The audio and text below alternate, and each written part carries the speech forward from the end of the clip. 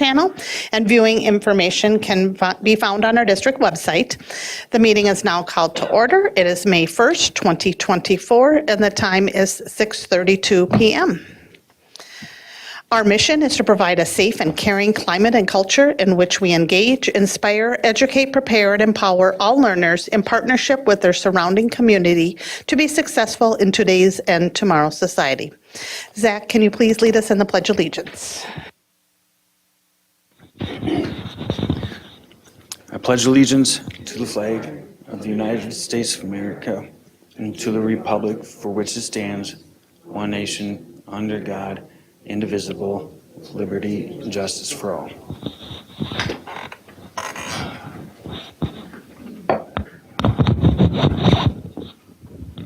Thank you. And then can you please call roll?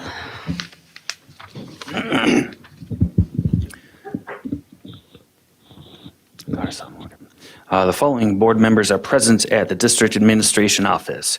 Scott Andresen. Here. Natalie Copeland. Here. Al Dahlgren. Here. Zach Dorholt is here. Shannon Haas. Here. And the following members are currently not present. Monica Shigeru-Schwartz and Heather Weems.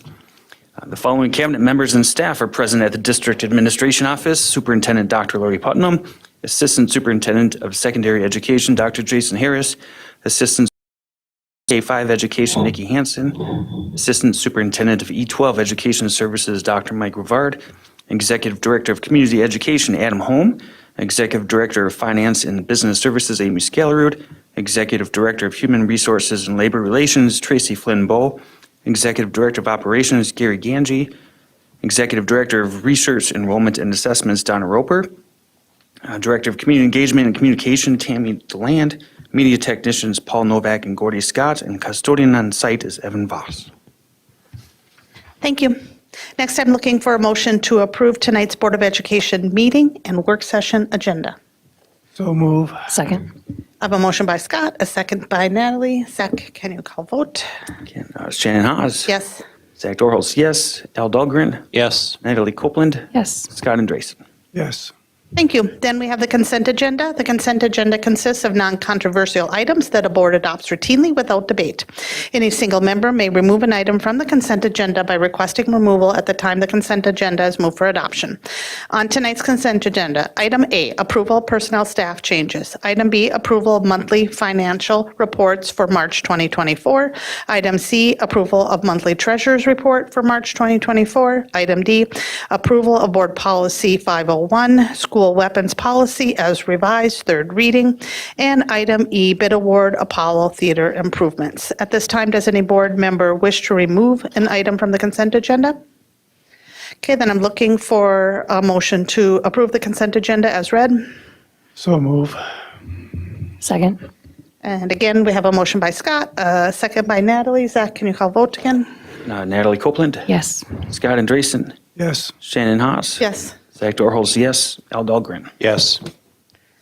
All right, thank you. Then up tonight, we have, looking forward to this, we have one information item, community education and adult basic education. Adam Holm, Executive Director of Communication, is joined by Jennifer Noble, Supervisor of Community Education Program, and Caroline Nearhouse, Supervisor of Adult Basic Education. And lots of guests. And Adam, I just have to tell you, I have one box of Kleenexes from Jan and one from myself, so bring it on. Thank you. Good evening, Chairperson Haas, school board members, and Superintendent Dr. Putnam. My name is Caroline Nearhouse, and I'm the supervisor of the Adult Basic Education Program. So St. Cloud is the fiscal host of the Central Minnesota Adult Education Program. We are a consortia made of 31 school districts. We have 17 locations across those districts and approximately 1,700 students. In the St. Cloud area alone, this year we are serving approximately 862 or close to 900. In the St. Cloud area, we offer 35 different classes at 5 different sites. Our largest by far is Quarry View, but we also have a site in Sartell, St. Joseph, the Great River Regional Library, and also one at La Cruz Community Center, which we share with CMCEO. The classes that we offer include English language classes, levels 1 through 6. We also offer diploma classes for those people who have not completed their high school diploma. The GED is, of course, another option. We also offer classes to prepare people to take the citizenship exam. And we do actually help adults prepare for college to take the Accuplacer exam. And then this year, which I'll explain on the next slide, we are offering a new nutrition pathways course.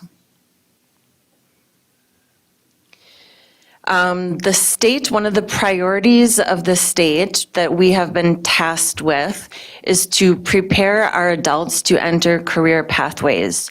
So having said that, this year, I really wanted to introduce something new. And so I created an IET course that stands for Integrated Education and Training. And I partnered with Centracare and Career Solutions to offer a nutrition pathway course. And essentially, it is helping our learners prepare to work as nutrition aides or dietary aides at Centracare or long-term care facilities.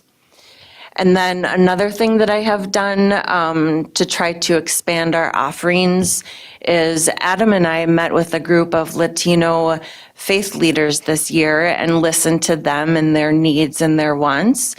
And we realized that a number of their congregations have worship on Thursday nights, and that is traditionally when our evening classes meet, which is Tuesdays and Thursdays. So I decided to expand our offerings, and I now hold Monday and Wednesday evening classes.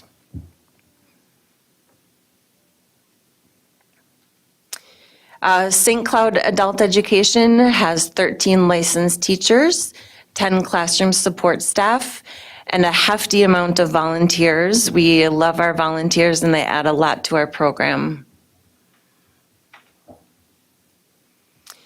Just a quick recap, I touched on this last year as well as to how adult education is funded. It is funded differently than the K-12 system.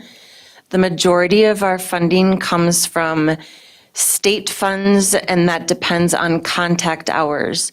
So for every hour that a student studies with us, we are reimbursed at a particular contact hour rate. This year, that rate is $11.04. After that, it depends on census data. So you can see the next largest piece of the pie is population, then adults who are limited English proficient, and then finally adults who are 21 years of age and older without a diploma.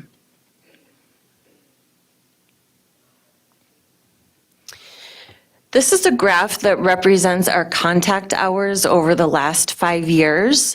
And what I'm really proud of is you can see that we obviously took a big dip during COVID, but we have now climbed back out of that dip, and we are even ahead of where we were in 1920. And just today, I was actually on a web chat with MDE, and the state average programs in the state are averaging 15% higher in contact hours than they were last year, but we as a consortium are ahead by 24%. So we are doing really well. We actually have wait lists for our summer school classes. And so next year we can see an increase in our funding because of this. Quarry View is an official Pearson VUE Test Center site. And so each day we see testers, everybody ranging from GED tests to MTLEs and to the paraeducator exams.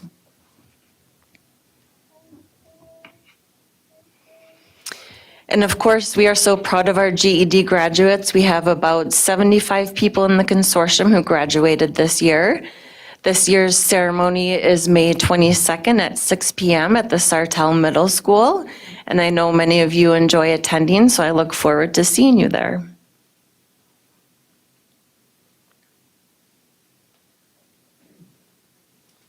Well, thank you, Caroline. Community Education Summer Enrichment class registration is in full swing. Our aquatics classes continue to fill with 77 class offerings for spring and 230 offerings for summer. Looking back, our spring after-school art programming was very successful, with 15 students on average signed up at school sites. Our Saturday programming, such as Dash Basketball, is also seeing about 15 participants. And during January, we had 25 students participate in our fidgets, games, and music after-school class at Oak Hill. And we continue to partner with existing and new local businesses, such as Emotion in Motion, Ultimate Frisbee, and Gray Duck Art for new classes.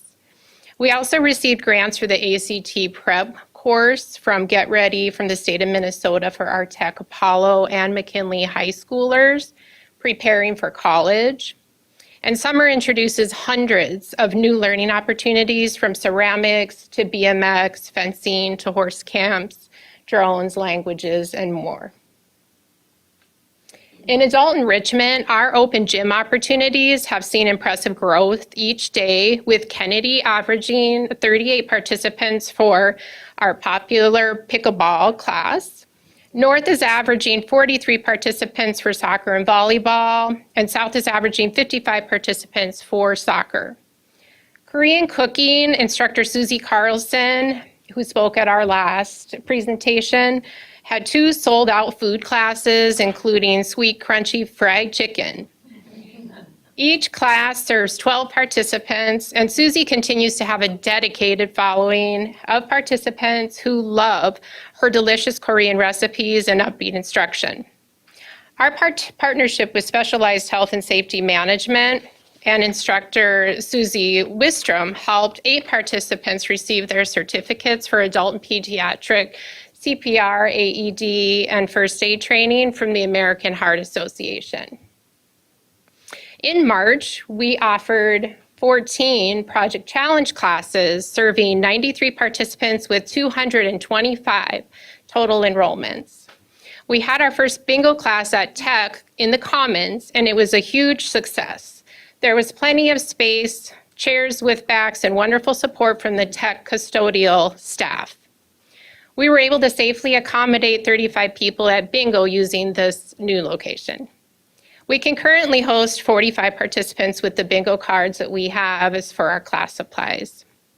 We also had our second Move and Groove dance class, and we increased our participation from 6 to 10, showing growth in the program. The instructor, Erica Ashman, continues to work to modify her dance classes for our participants to be the most successful.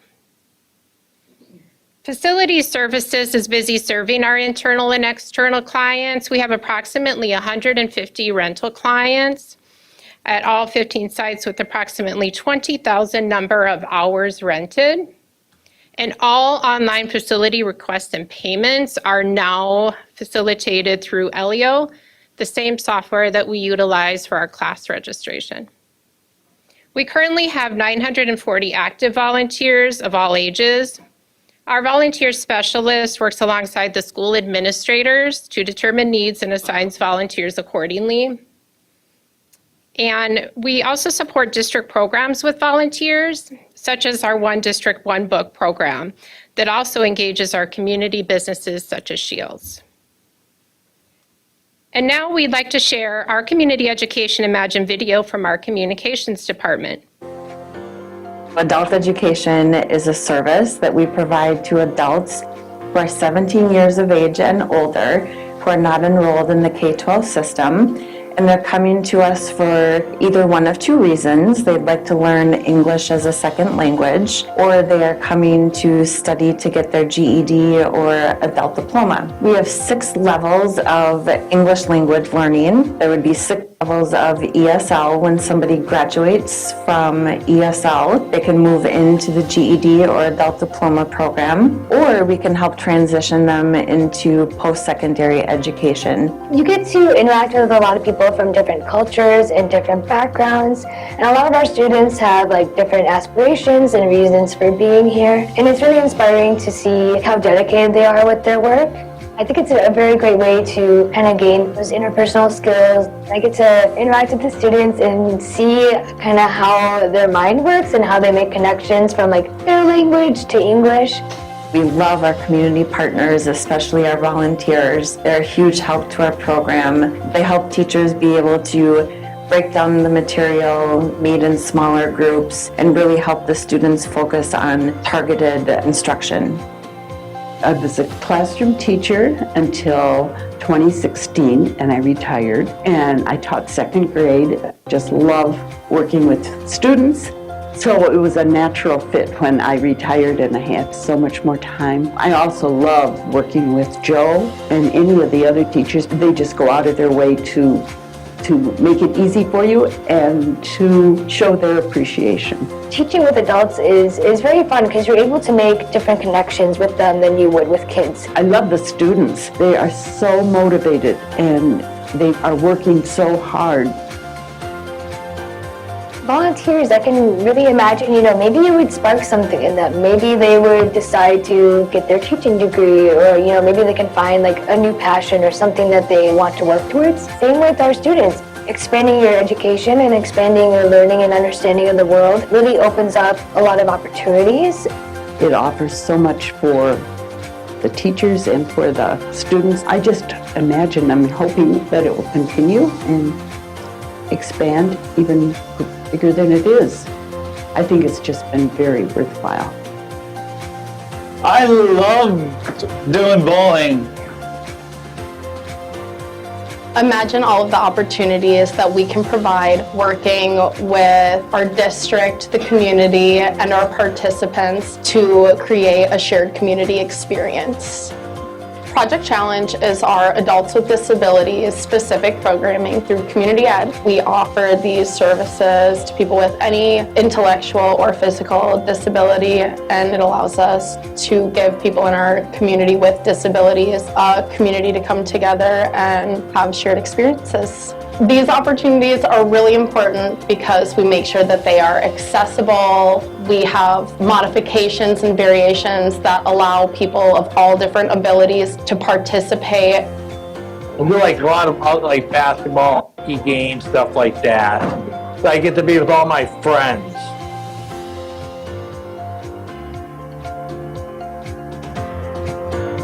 We also do what we can to make sure that they are accessible financially. So we work with getting grants and working with other community partners to allow these opportunities to be truly accessible in every sense of the word for as many people as we can. You get to meet new people and new staff for Project Challenge. I think the strongest impact that we directly see is the experience that participants get through the inclusion and equity that we try and offer through Project Challenge. When we're developing classes, we pretty much just try and think, what would I want to do and how can I work to make this accessible for everyone in our community? Imagine that. Imagine that. Imagine that. Imagine that.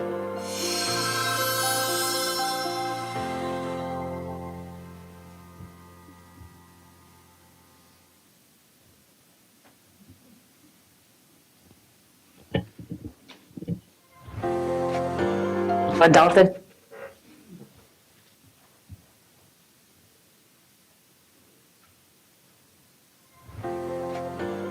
Adult. Okay, there we go. We have two students, adult education students, who would like to share their stories with you tonight. So first, I would like to introduce Barbara Barreto Ruiz. Nice to meet you. I would like to introduce myself. I'm Barbara Barreto. I'm from Venezuela. I have been living in St. Cloud for almost 3 years. I would like to sharing my story. I came to United States because I disagreed with the political system of my country. I worked for the government for 2 years. If you don't agree with their ideas or thoughts, you are considered an enemy. You would not be able to work there anymore. The president and his inner circle control everything. We couldn't live safely, so my husband and I went to Peru. In Peru, we lived for 3 years, but a new president was elected. The new president and Venezuelan president signed an alliance. In the alliance, the citizens that were in the government that are living in Peru must return to Venezuela. My husband and I worked for the government. It wasn't a safe place for us. For this reason, we decided to immigrate to the United States. Before leaving Venezuela, I went to the college. I have a bachelor's degree in business administration. I was studying education, but I couldn't finish my program. Some people say when we are talking about cross the border, oh, it's easy, just cross the border. But the reality is different. We were kidnapped for 3 days in a town far, far away from the city. The person who was helping us wanted more money. We crossed the border between Mexico and Texas. In Texas, we start our asylum process. We moved to Minnesota in July 2021, and then my English learning journey started. My friend mentioned the ESL program in District 742. She explained to me how to sign up for taking classes. I took the test in September 2021. I started in the level 3-4 with the teacher Naomi. She was wonderful. I learned a lot. I still watch her videos, her pronunciation videos. In the spring semester, I went up to the level 5. I met the teacher Caroline. She was patient and understanding, but I took a new test for reading and listening skills. The next level with the teacher Dorera. I complete my ESL program, but I want to continue improving my language skills in the level 6. In front desk, I saw information about paraprofessional certificate course. I grabbed a brochure and I contacted them. I started this course after I passed the CASAS test. I confess that when I started this course, I thought I wasn't able to achieve it because I didn't feel confident about my English skills. All the information about the course was in English, and the meeting with my teacher by Zoom too. It was a huge and amazing challenge. I love every method or technique I learned for teaching in a classroom. I learned how to identify the understanding of the students through cues, prompts, and different ways to support their learning. I achieved it. I obtained my paraprofessional certificate. I encourage my classmates to try. I would like to work as a paraeducator. It would be a pleasure to be part of this wonderful school district. About my English skills, I am still learning every day. My goal is to speak fluently and communicate effectively. I will do my best. Thank you.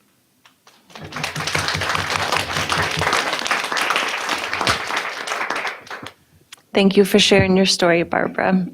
And now I'd like to introduce Nehemias Nestor Martinez.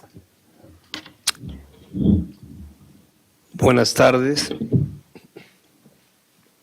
Mi nombre es Nehemías Nestor Martínez. Muchas gracias por estar aquí. Good evening. My name is Nehemías Nestor Martínez. I was born in Mexico and I've been living in the state of Minnesota for over 20 years. I'm a student at Central Minnesota AVE, and I'm also part of the District 742 family. I'm currently working at CoReview in the front office, helping other students. Thank you for allowing me to speak to all of you today. I remember when I told my mother that I wanted to quit school. We were living in Mexico City. I was 11 years old, and since it wasn't the first time that I had made these kind of comments about school, she finally agreed. My father had immigrated to the United States of America to improve our economic situation, and I feel responsible for supporting my family. So I got my first job when I was 11 years old. I started working in a construction company. Hard work, exposed to the heat of the day, most of the working hours. I remember that while working, I taught the school. Education was not for me, and then I will have to work in those conditions all my life. I arrived in Minnesota in the year 2000. I was 15 years old, and in my mind, there was only the intention of making money, lots of it. After my first year in Minnesota, I realized that I needed to learn the language, and I decided to take an English course. But the idea of going back to school full-time was not in my plans. I lived day by day, and I thought that I could maintain this routine for the rest of my life. After all, everyone does the same thing. Everybody else does the same thing, right? Finally, according to me, I found the right profession as a professional house painter. I learned the trade in less than a year, and everything was going pretty good for me. I had many plans in mind, but life had other plans for me. One more house to paint, I thought. I remember the living room walls in that house were about 16 feet high. That day, I had an accident that changed the course of my life forever. I fell off the ladder roughly 16 feet in the air. I fractured both feet, and as a result, I was in a wheelchair for a long time. To this day, I suffer from chronic pain. It was time to make a decision, get depressed, give up, or find a solution. School.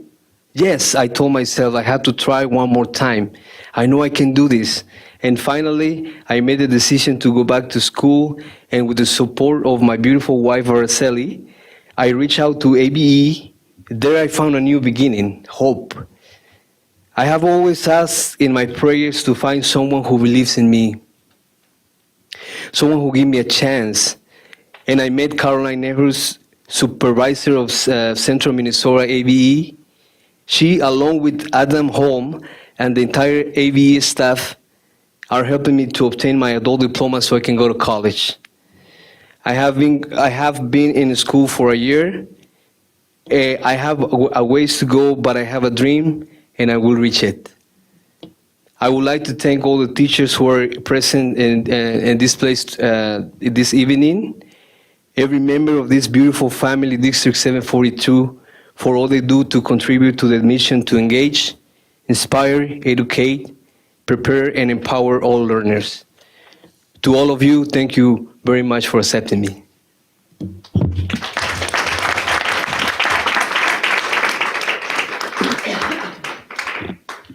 Is there any questions for our speakers or for any of our team? Monica? I was going to say nothing, but I can't. Muchas gracias por estar acá. Muchas gracias por contarnos esa bella historia, por venir con todo el corazón y por llamarnos familia.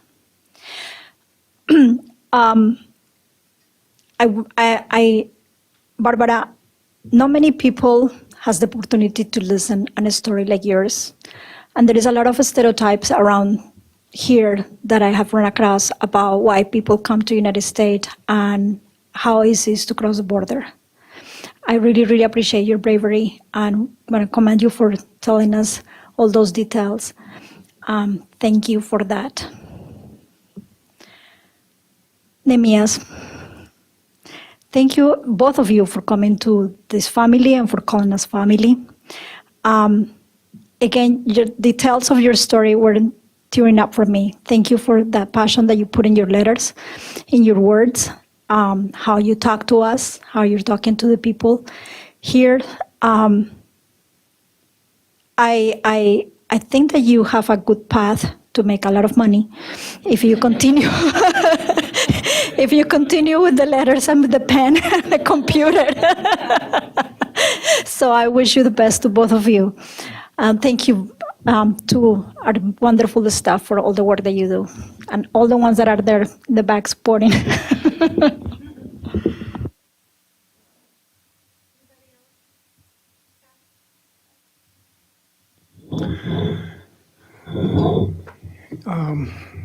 Yeah, I was chair of the, is this working? Okay. I was chair of the Community Ed Advisory Committee for a while, but it's been a while. And wow, there's been a lot of changes.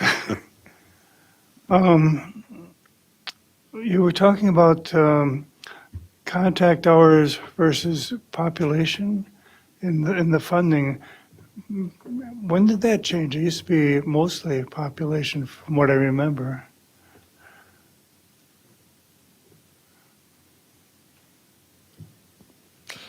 With all due respect, I've been in ABE for about 11 years, so maybe this was before 11 years ago, but the majority has always been contact hours. So if it was different before, like 11 years ago, I could be wrong, but. It's always been a mix, Scott. And then due to our large population of St. Cloud, that really helps us. Yes. But overall, it's due to our contact hours. And then even when it took, maybe because when it took the dip, they leveled it out. Maybe that's what he's thinking about. No, I think, Scott, I think you're confusing community education with adult education. Got it. Okay. Yeah. Got it. Okay. Thanks, Al. One of the things that I think you folks did was a senior driving class. Do you do a senior driving class anymore? Yeah, it's very popular. We did have to move it over to Quarry View, but it fills up very quickly and it's a very popular class. But it is held at Quarry View Center now instead of off-site. Yeah, and you get that certificate and it reduces your insurance rates, so it's well worth doing.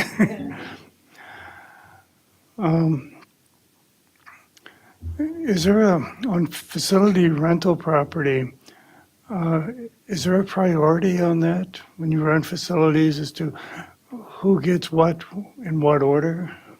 So the schools always come first, and then it's otherwise it's pretty open.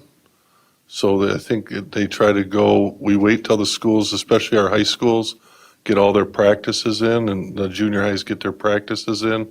And then we wait till 5 o'clock at our elementaries just to make sure the school's out. But we do, if the school okays it, so we'd either partner with Nikki or the principal, is it okay to offer this reading class or this art class? And then that's pretty much school only because of all the stuff going on right after. So it would just be at Kennedy or be at Madison.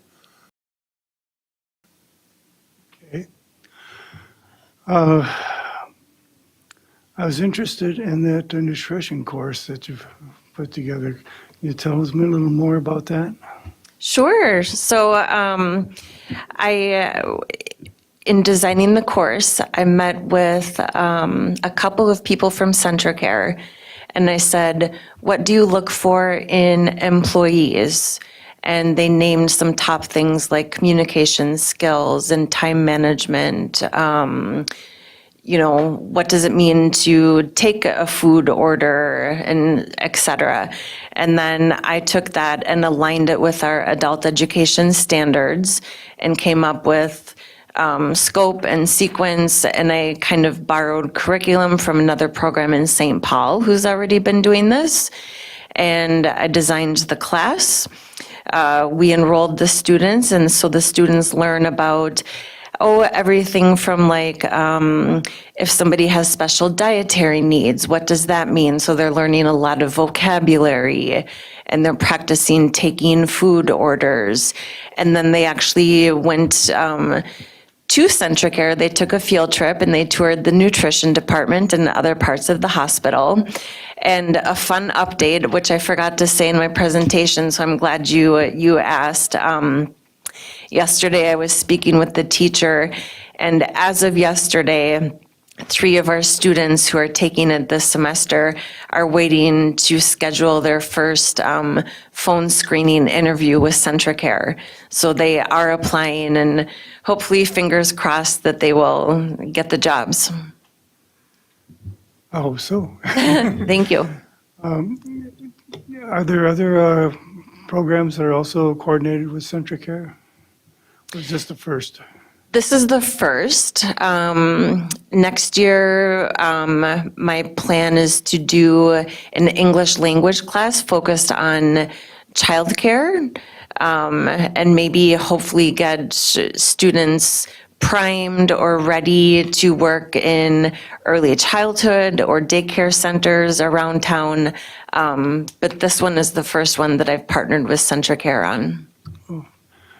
Good going. Thank you. That's good. First off, congratulations to both of our speakers, and what you're doing is awesome. I know with ABE students, it isn't generally people who have taken the easiest path in life, and you've gone through a lot to get where you're at, but where you're at is a really good place, and very proud of the fact that you made the decision to come to us and move forward with an education. My question is actually not a real difficult one probably, but I was looking at the pictures in the very beginning, and the ABE courses in St. Joe, they're held at Resurrection Lutheran Church, is that correct? And Yes, they are, And yeah. I'm wondering why not Kennedy? Why? Ooh, that is a great question. That was kind of in place before I began. Adam, would you know the answer to that? Yeah, so in there during the day, right? Yeah. Yeah, so it's during the school day. Okay. So, but we were at the city, and that one wasn't as convenient as our current location. And they're open arms, and they want us there, and they don't charge us a fee. So the bigger one is if we would go to Kennedy, we'd have to do like we do at Quarryview with some locked doors. And right now, they have this, the space to themselves, and that's what we ran into also with the city is, you know, with all the adults like to come and go like it's a college feel. And there's no limitations where we currently are, just like at La Cruz. You know, that's right over by St. Cloud State, and we have the whole townhouse during that time for our classes. Okay, I was just curious. Thank you.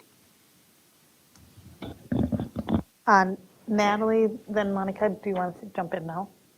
Oh, okay.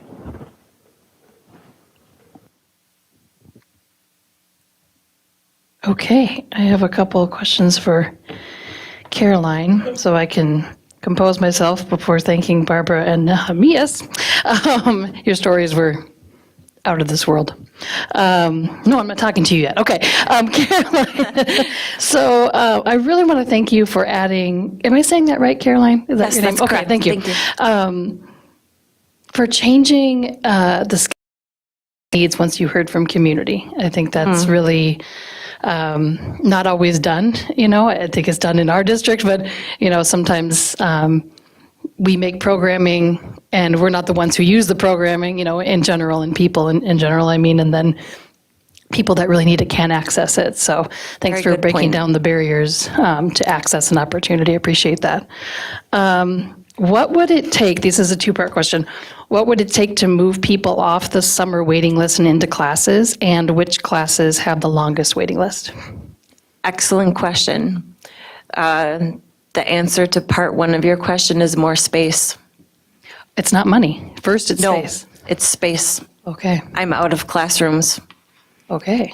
And then the second part, I was so eager to answer that because, you know, you guys can maybe help fix that, right? Yeah, thanks for telling us. Sure. And then which ones have the biggest wait list? Yes. It's our lower levels. So it's we're seeing a lot of demand for levels like 1, 2, and 3. Okay. So our very lowest levels. Okay. Thank you. But we should be clear, it's, when we say space, it's when the students can make it. So if the students could make it from noon to 3, we have plenty of space. But meeting their schedules, their That's wants true. and needs. And then our area, other communities, their students come to us because of our flexibility. And we've even, Amy's been unbelievably fantastic. So we have money, and Amy watches it, and but if we need, For you. but it's all good. So when we wanted to do Monday and Wednesday nights, it wasn't the fact, it was, we went to Amy, and Amy said, and then Tracy, to make sure we can hire to, with the money. But it was a big process, but it was just nice that everybody came together and said, we're going to add Monday and Wednesday nights, and not just for a couple weeks. It's been almost since December or January. November, actually, is when November. we started, yeah. So, and it just keeps growing. So money is not our issue right now. It's meeting the needs of when they can come. So we have spaces, but what they can make is, Right. and we don't, I mean, we do the waiting list. We could start another class, but then they won't come because it doesn't meet their needs. Right. Okay, space and time then. Thank you. Muchas gracias, Barbara and Nehemias. Barbara, I'm wondering when you will finish, if you know when you'll finish your para course.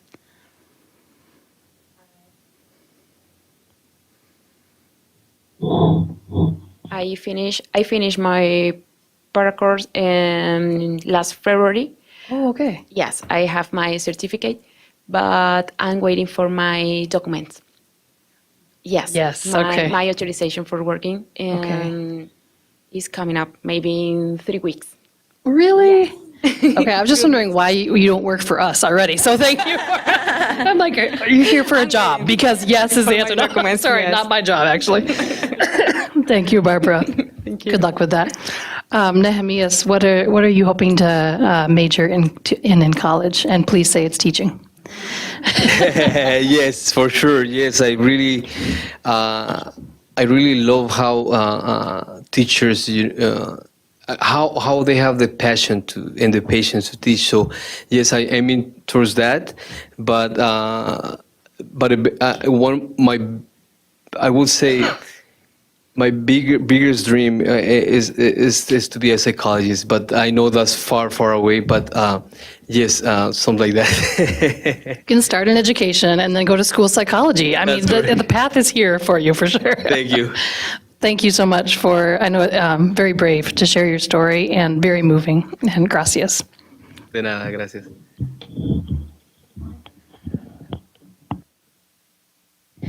Thank you. I just made me think about something when you were answering our questions, maybe Caroline or Adam. Didn't we used to have parenting class? Is that not part of is that part of ECF? Is that a different part? We still have the family literacy program running. But it's not part of you, or is it? So they register through early childhood, but then the parent, so from 8:30 to 10:30, the parent and the child are together down in early childhood getting instruction, and they are together. Then from 10:30 to 12:30, the parent separates from the child and comes up and studies with us, and then they meet their child back downstairs at 12:30 in early childhood. Is that class part of adult basic education or not? I mean, yes, it is. They are considered adult education students, but they first register through Florence in early childhood. Could you tell us more about that class? What is like what how many people do you have? How successful or not it is? I find it to be a very important class, and I didn't hear much about it. I agree, and actually there are not many adult education programs left around the state that do offer family literacy. So thank you for still supporting that and offering that. From my understanding, the parent and child work with a family educator from those first 2 hours, and they work on just parenting topics. Unfortunately, I'm not the expert. Florence would be the expert. But then the parent comes up to us and studies in their English language class or the adult diploma instruction class, and then they meet their child back when they are finished. So back in the day, you used to have those classes in Spanish and Somali. That's no longer the case? I do not believe so. We'd have to reach out to ECFE. I'll find that out and get it to you, what they have down in their classrooms. I'm also, since you're reaching out to them, I'm also interested in what is the promotion that you do for those classes, because I never heard anything about them, and that's probably why we don't have a lot of people coming to those classes. It is listed on our webpage, on the district website, and also on the early childhood webpage. I understand that.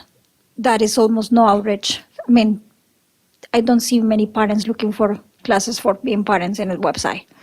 That's not what it will come to mind for me as a parent say, okay, let me see. I'm gonna learn how to be a parent here. So let me reach out to ECFE tomorrow and see, how what their numbers are, and then what languages they're in, and I can get that information to you. Yes, thank you. I appreciate it. No worries. Oh, before Dr. Putnam talks, can I just mention one thing about our two speakers? They're part of our pipeline to work in our district.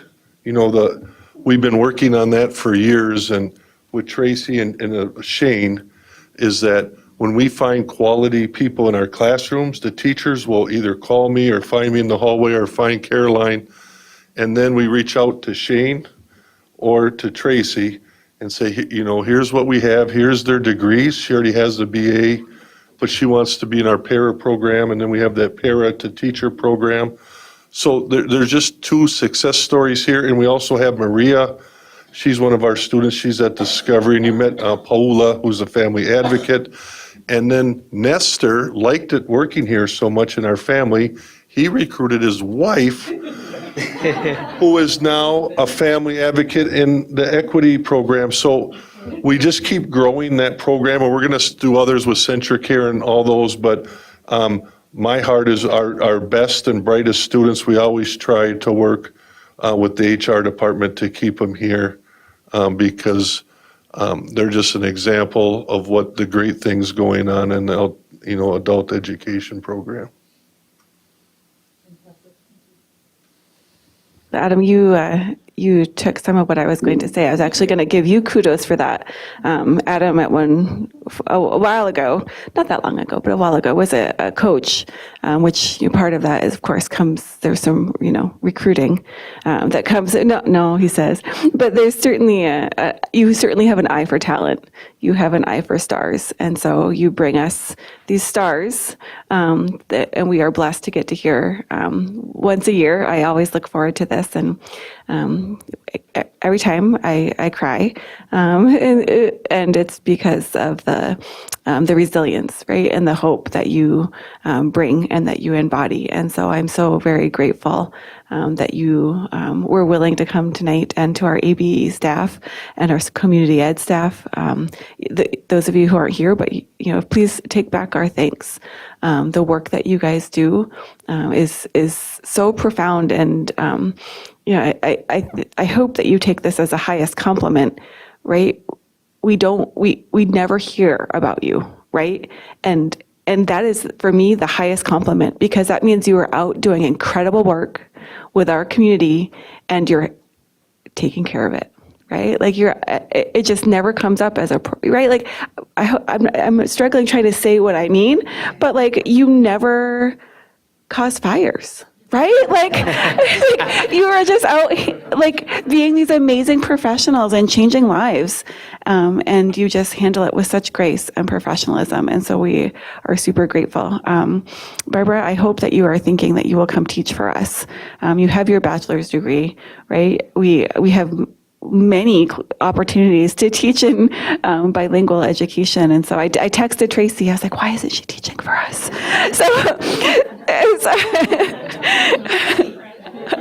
So she's back there and she's on it. And Nestor, I had the pleasure of getting to see you work in August. We were doing some community outreach, and I actually was like, Adam, who is that?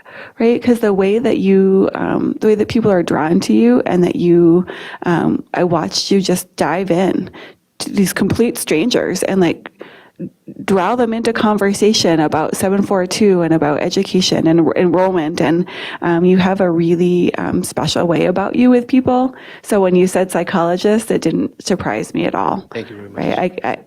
I saw it, we all see it, and grateful that you chose to work with us and that you brought your beautiful wife into the fold. She's a dream also, she's back there.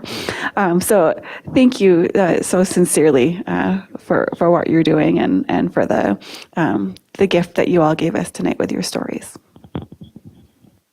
Thank you. Just want to tell that the record show that Monica Segar Schwartz arrived 6:39 p.m. I have, so I didn't have that on record. Okay, moving on to reports, Board of Education Standing Committee reports. I believe we just have one, which is Board Development Policy and Governance Committee Chair Scott Andreasen. The committee met April 24th, 2024. And Assistant Superintendent Rivard and Mr. Ganji presented board policies to the committee. There were 2 board policies that were reviewed with no recommendations for changes to be made. They would be a board policy 518, DNR/DNI orders, which means do not resuscitate. And board policy 519, interview of students by outside agencies. We had 2 other board policies. Number 501, the school weapons policy, and number 708, transportation for non-public students. And that will be presented to the full board this evening for the first of 3 readings. Thank you. And did I miss anybody? Okay. Then we have future agenda items. May regular board meeting topics will include transitional services update, summer learning opportunities, approval of list of graduates for Apollo and Tech High School, and policy readings. At this time, does any board member want to suggest a future agenda item? Okay. Then I'm looking for a motion to adjourn tonight's board meeting. And do I have a second? We're reversing it up here. So I have a motion by Natalie, a second by Scott. All in favor, say aye. Opposed? Okay. Regular board meeting is adjourned at 7:24 p.m. And at that same time, opening up our Board of Education work session. First up, we have the Walker West Music Partnership update. Tonight, several people coming forward here. We have Ayan Omar, Director of Equity Services, Mariah Chamberlain, music teacher, Barika Davis, and I apologize if Family Access and Community Liaison, and Laura Stepner, Director of Elementary Curriculum. Welcome. I have been looking forward to this since you were here a year ago.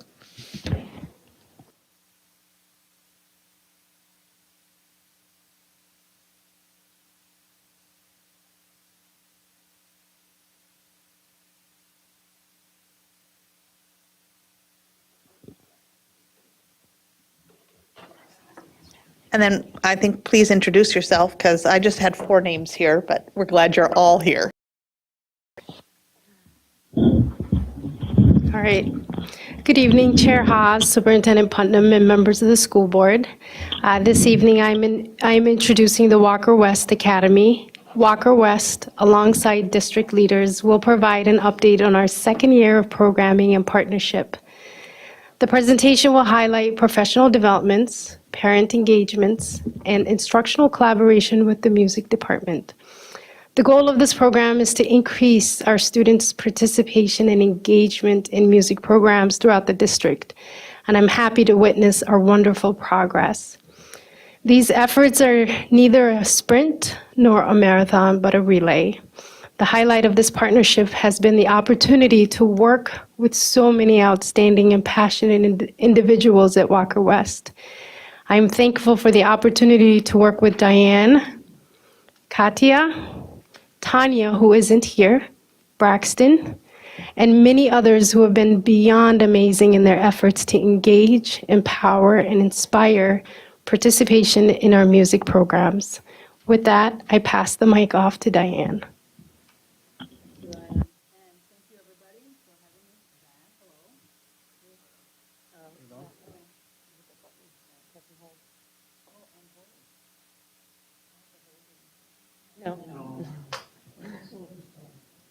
Can we just switch to mics? Just give her that one. Check, check. Hello, check, check, check, check. You got it? I think it was. Check, check, we're good. All right. Thank you, Ayan. Hello, everybody. It's great to be back. I think a year ago, we were, talking about what we were hoping would happen and that we would have good outcomes and have some great things to share with you this year. We had a great year, and I'm really excited to show you some of our progress. And so let's just dive right in. This year's goals, year two, just to refresh, we are in a 3-year partnership. Year one was not really a full year. We got started with an advisory council of 14 people.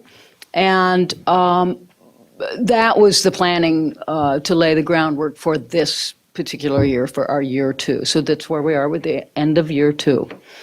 And our goals were to offer instructional programs by Walker West Music Academy, teaching artists that are culturally appropriate and commensurate with the changing demographics of the St. Cloud area schools. We did that. We wanted to provide professional development for St. Cloud area schools music teachers. Yes, check. We created new programs from local Somali musicians that bring new artists into the schools. That's a half-truth. We had Somali artists, but we brought them in from St. Paul or Twin Cities. And, our hope is, and it always has been, is to have that come from the community here. And so that's part of moving forward what we intend to do and how we intend to do that. But we started with bringing our people from the Twin Cities. And then increased enrollment for students of color in middle school music classes. Laura will speak to that data. And so, yeah, that was our year two goals. I'm getting right into it. 3 schools were chosen to host the Walker West residencies in 5th grade music classes. Based on location and demographics, those 3 schools were Madison, Lincoln, and Discovery. We chose the 5th grade music classes because we felt like that was where it could have the most impact on students going into middle school. So that was the reason for 5th grade music classes. Our teaching artists, we had 5 of them. Chadwick Niles Phillips, who taught songwriting and rap to Madison and Lincoln. Soa Mensah did West African drumming at Discovery. Harbi Kahiye and Anna Muhammad did Somali song, dance, and storytelling at Discovery. And Brother Ghana Mbaye did West African drumming at Madison and Lincoln. So that was 5 artists that we brought up. 360 students participated in residencies provided by the Walker West teaching artists. The pictures you see there, that's Harbi and at Discovery. And on the right, it is Brother Ghana at Lincoln, right? No, all right. There were 160 contact hours for fifth grade students with Walker West teaching artists. Picture on the left is Karen Cruz's neatly organized double class of, and that's Brother Ghana clear at the very end. Oh, did I say Lincoln? Oh, I didn't say Madison. All right. So 272 students studied and performed West African drumming, dance, and song with Brother Ghana Mbaye. And we have some testimonials and some, yeah. My name is Iman, and I'm in 5th grade. And the most thing that I really like about Brother Ghana is that when we were performing to the younger grades, and when we were doing the dances, it was like.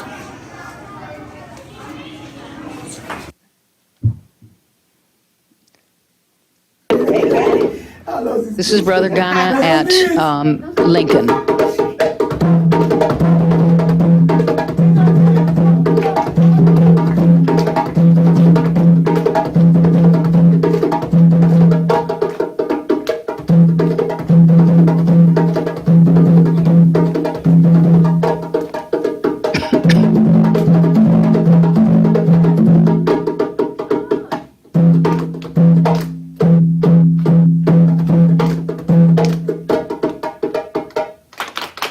Wow, they together. I like it.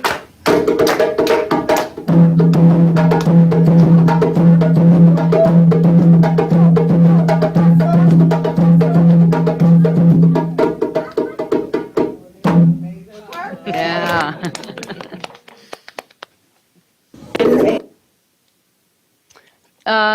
Same, 272 students.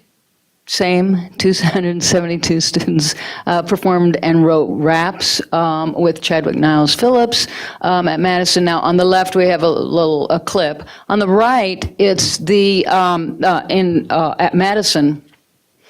Karen Cruz took it a step further, and she had the students do the style of rap and songwriting that they learned with Chadwick at their Veterans Day celebration. So that was, that's what we want. That's part of the relay. So. Cause you know I can't spit. Say I'm in 5th grade. I'm going in 6th grade. If I get good grades, then I'ma get paid. If I get good grades, then I'ma get paid. If I get good grades, then I'ma get. And when I feel this way, it makes me wanna say, I feel this way, it makes me wanna say, I feel this way, it makes me wanna say, King Von be rapping, everybody be capping, all y'all be acting like y'all not lying, but y'all here crying. Sneak is not a rap, so why y'all be acting? When I say no, you say cat. No, cat. No, cat. No, cat. I can't hear you. No, cat. No, cat. No, cat. All right, good. Cause you know At Discovery, we had 88 students who learned West African drumming with Soa Mensa. We don't have any footage of that. That would be my bad. This particular residency started September 18th. Yeah, right at the beginning of the year. We won't be doing that again. And plus, Cynthia is a new teacher at that school, so she hardly, and then that school had SOA, and then in November, shortly after SOA's was done, had Harvey and Anab. So she was a first-year teacher there, and so that was hard. And yeah, we won't. I think it's hard for any of them to have somebody at the very beginning of the year. You don't really get your classroom established and all of those important things. You can see the comments from the schools. From the students. We do evaluations for every artist, and so we do have some paper trail on students and comments and all of that. Oh, no. Oh, no. Well, I have it on my phone too, but that doesn't really help. Why? Well, we can make it happen. Here, why don't we play the other one? I can pull Yeah, this one up. yeah, yeah. Okay. Sounds good. Do you want to speak to this, Diane? Yeah. This was Harbi and Anab's Somali music, dance, and storytelling.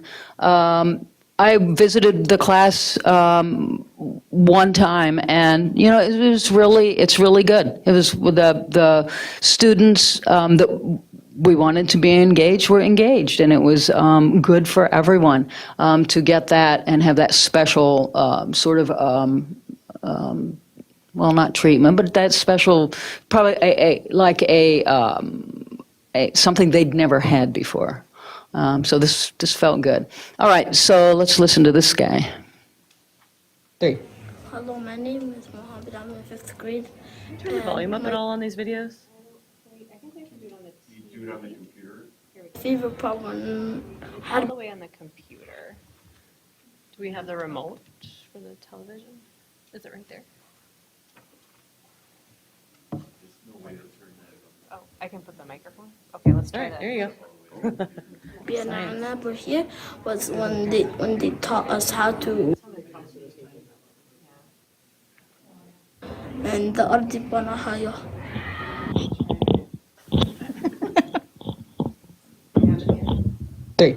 Hello, my name is Mohammed. I'm in 5th grade, and my favorite problem Harbi and Anab were here was when they taught us how to use the cajon and the Ardi Banahaya. What did it feel like to get to dance with them? I felt excited. Yes. And I wanted to do that every day. Did we hear that? I wanted to do that every day. Right. I will on the screen mirror. Okay, so if anyone can, you want me to Are airdrop you it? on an iPhone? I am. Yeah, so if you. Airplane? Apple TV.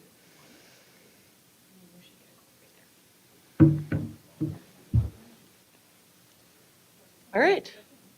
Here's another student. You ready? And I'm in 5th. Hi, my name is Ayan, and I'm in 5th grade of Mr. Delius' class, and I like how Harbi and Anab, they separated the groups and taught us a dance, and then we all did it together individually. What was your favorite part? When we did Sole. When you did what? Sole. Sole, what's that? You move your arm, the girls move their arms like this when the boys do like a different dance. What did the boys do? The boys were doing something like this. It was like this, like something like that. Yeah. Cool. How did it make you feel to get to dance with them and sing with them? It was fun, and I liked how we got to do drumming when other people did the dance. If you didn't want to do the dance, you could do drumming with another person, and then you would kind of create a beat for the dance, and it was really fun. Great. Okay.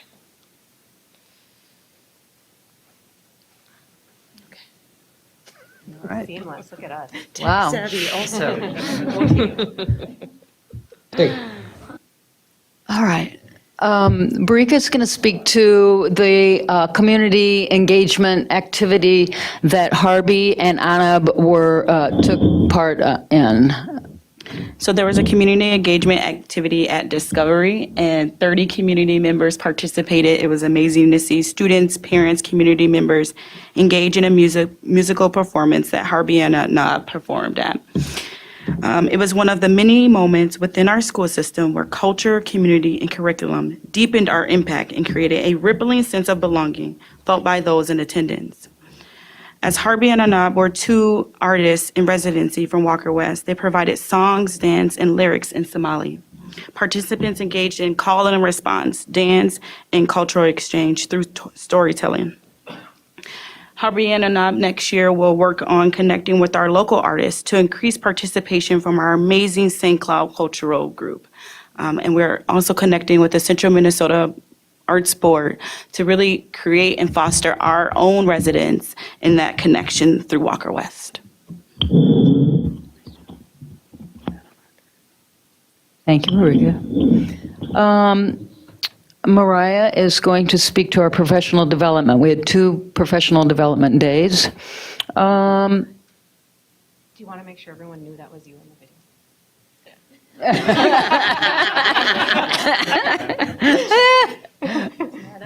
Now it is.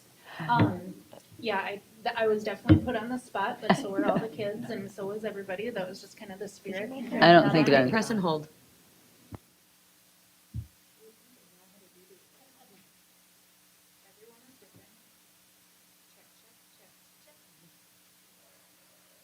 Special touch. Check. There we go. Yep, I was definitely put on the spot, but that's kind of the nature of the game. We had amazing response from our music teachers regarding the professional development. It was a huge treat. That kind of stuff doesn't come all the time for music teachers. It was very specific. It was very relevant. It allowed us to have a dialogue with the artists from Walker West, and it allowed us to kind of tap into what is making your program successful in St. Paul. Our teachers were able to collaborate and put that into the 742 context. And so we really look forward to more of that. Some of the things that were included in the PD were the songwriting and rap. So Chadwick was here, and it was a small group of teachers that got to work with him. Instrument ensembles, that's one thing that I thought was it was very impactful for me, hearing how at Walker West, the Walker West way is of teaching instrument ensembles, and then bringing that into how we're going to do that in 742 and what we're going to change. We got to do West African drumming, the whole vertical K-12 team, which was really amazing. And then we got one-on-one time with Harvey and Anab too. I think, the dialogue was amazing with the extra time. It wasn't just like a sit and get, it's like a conversation, community conversation. Like, this is what we're experiencing. What do you do to combat that? And then how can we bring that into our context? So, it was great. We want more. Okay, we're looking ahead. All right, now to the real numbers. Laura Stebner, probably all know Laura. She's done some very good work, and I know that what she's presented is simple for us, so that's really good. She's done a lot of data disaggregation, and so Laura, I'll let you go. So these beautiful people do all the music, and then I do the spreadsheets. So we all have our part. We were very intentional, and Diane spoke to the work that the advisory team did, and I got to participate in the advisory team in the beginning part, and it was very intentional to figure out where to put the resources. It was a lot of deep conversation, a lot of thoughtful, multiple perspectives, and like Diane mentioned, we ended on 5th grade because we really wanted to change the trajectory of 6th grade. And so our preliminary data does show some slight increases in next year's 6th grade enrollment in band, orchestra, and choir classes. We do have more to dig into, but I'm excited to share some highlights with you tonight because when we went into this partnership, we were all very clear that our music programs aren't as robust or diverse as we'd like them to be. And so we're excited to see that we see some impact from our Walker West partnership. So this, I'm going to just talk through what you're seeing up on the screen. And so what you're going to see here is the green section is the 6th grade music numbers right now. And this does not represent Kennedy because we're comparing North and South. That's where our Walker West residencies were. So we're looking at the data compared to the feeder schools from the Walker West partnership. So you're going to see right now in our 6th grade music programs, we have about 254 students that are participating. And you can see the percentages of the student group. So we can see that of those 254 students currently in 6th grade, we have about 26% of those students are Black, 47% white, 14% Hispanic, 3% Asian, and 1% American Indian. The counselors go into the 5th grade classes in the spring and they work with students to say, what is your music choice? What is it that you are planning to do next year? So we know that things will change from April of the 5th grade year to the actual students in the classes. That's the nature of life. So what we are looking at now is just what are our 5th grade students selecting for themselves? And what are these, that is why this is our projected data, because they're not in 6th grade yet.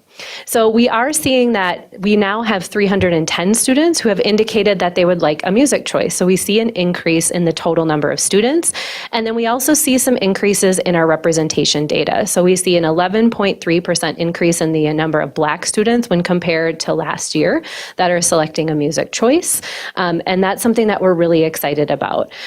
We also see a decrease in white student representation, and that does make sense because it is more aligned with our overall student representation. So currently, our representation isn't a match for our community, and that decrease actually shows us that white students are definitely still participating, but we're becoming more in line with our overall demographics. And then we had some really great data highlights at that school level. So I was able to dig really deeply into Discovery, Lincoln, and Madison projected choices as compared to what those students chose, the 6th grade students chose last year as 5th graders. So when we think about former Discovery, Lincoln, and Madison students currently enrolled in 6th grade, that makes up 105 students. So our 6th graders right now at North and South, 105 of them came from either Discovery, Lincoln, or Madison.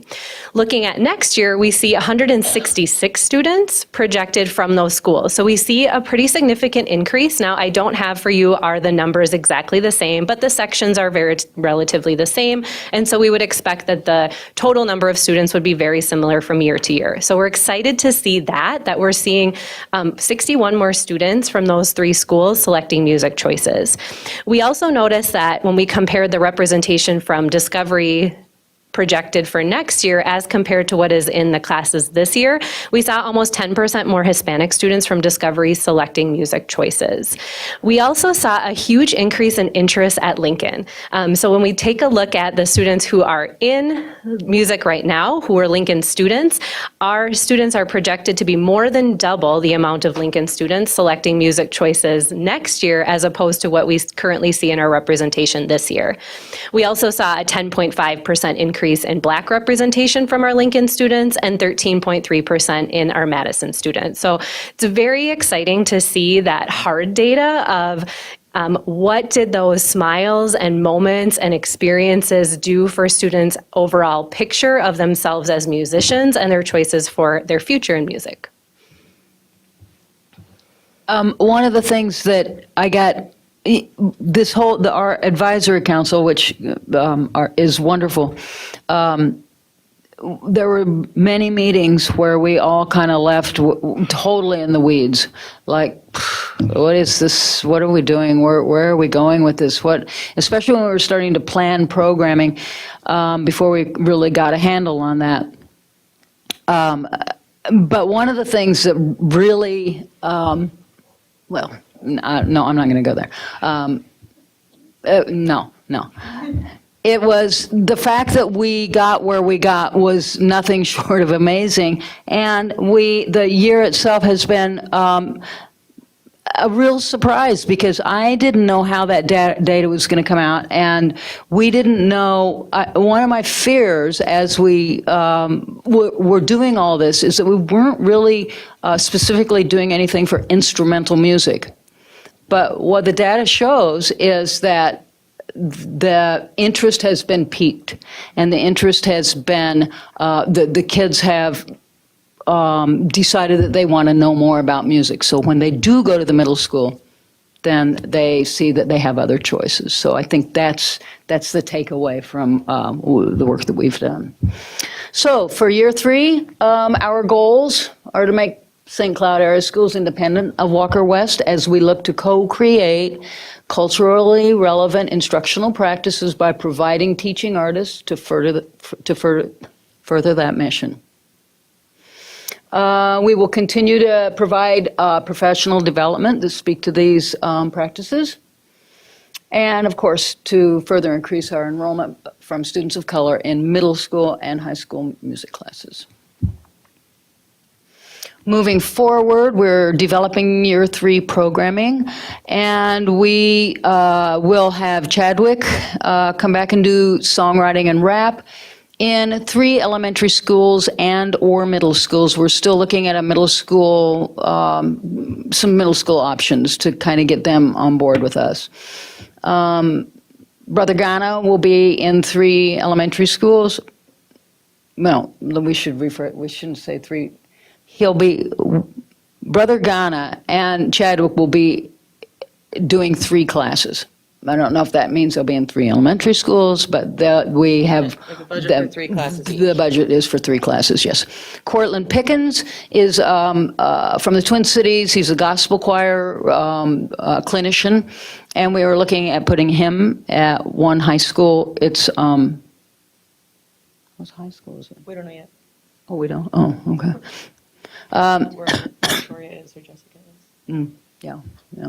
Okay. Harvey and Anab are going to come back, but we're going to use them in a little different capacity as cultural ambassadors and use them in the community and to promote school music. And if there's enough money, we'll bring them back to Discovery or maybe some of the other elementary schools. But for now, it looks like we're going to use them as more involved in the community. And again, to get to a goal of reaching out to the community here to get the kind of programming that they've been able to provide.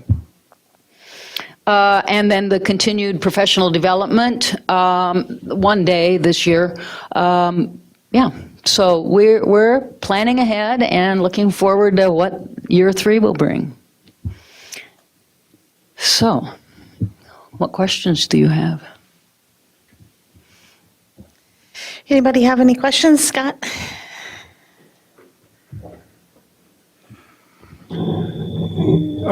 What is your relationship with the Central Minnesota Arts Board?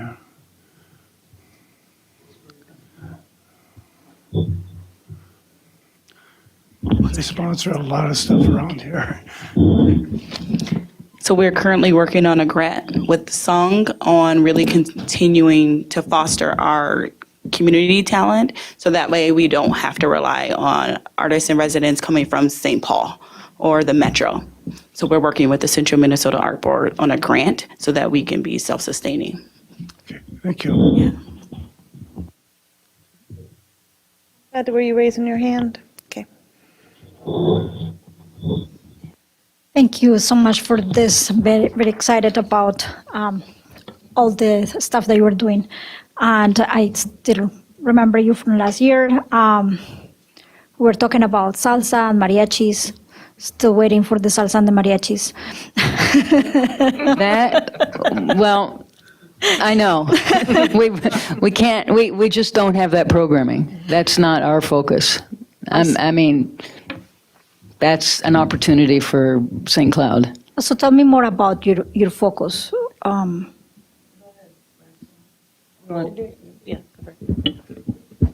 Well, I mean, within our mission, we teach music kind of with the African American cultural experience, but it's open to all races, and we want to, the focus is on exploring, growing, and gathering through music. And then this year, we put a change in our mission to focus on performance. And so now we're sending our are kids out in the community and they're performing all over the place. They're playing at the Twins game, they're playing at the soccer game, they're playing at community events.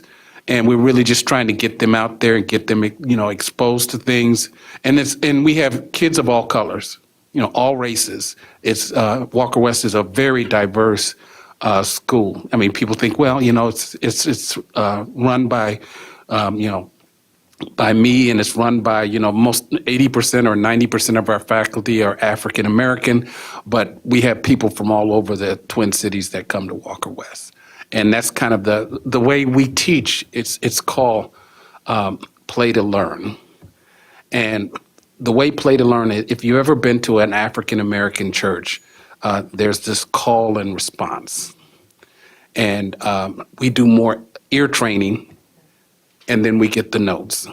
And we have a saying, just as you teach a child to speak before you teach them to read and write, we want our students to speak on their instruments first, and then the reading and writing will come later. Because as a musician, if you can listen with the ear and speak with that, and then you get the notes, then it just raises your level of musicianship.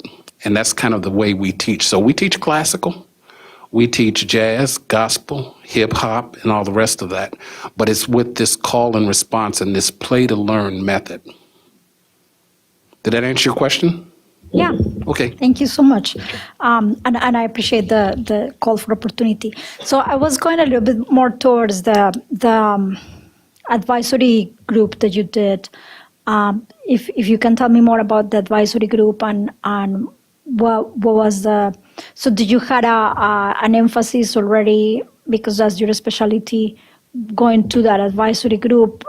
Were you looking for representation? For what type of representation, or how did you form that group?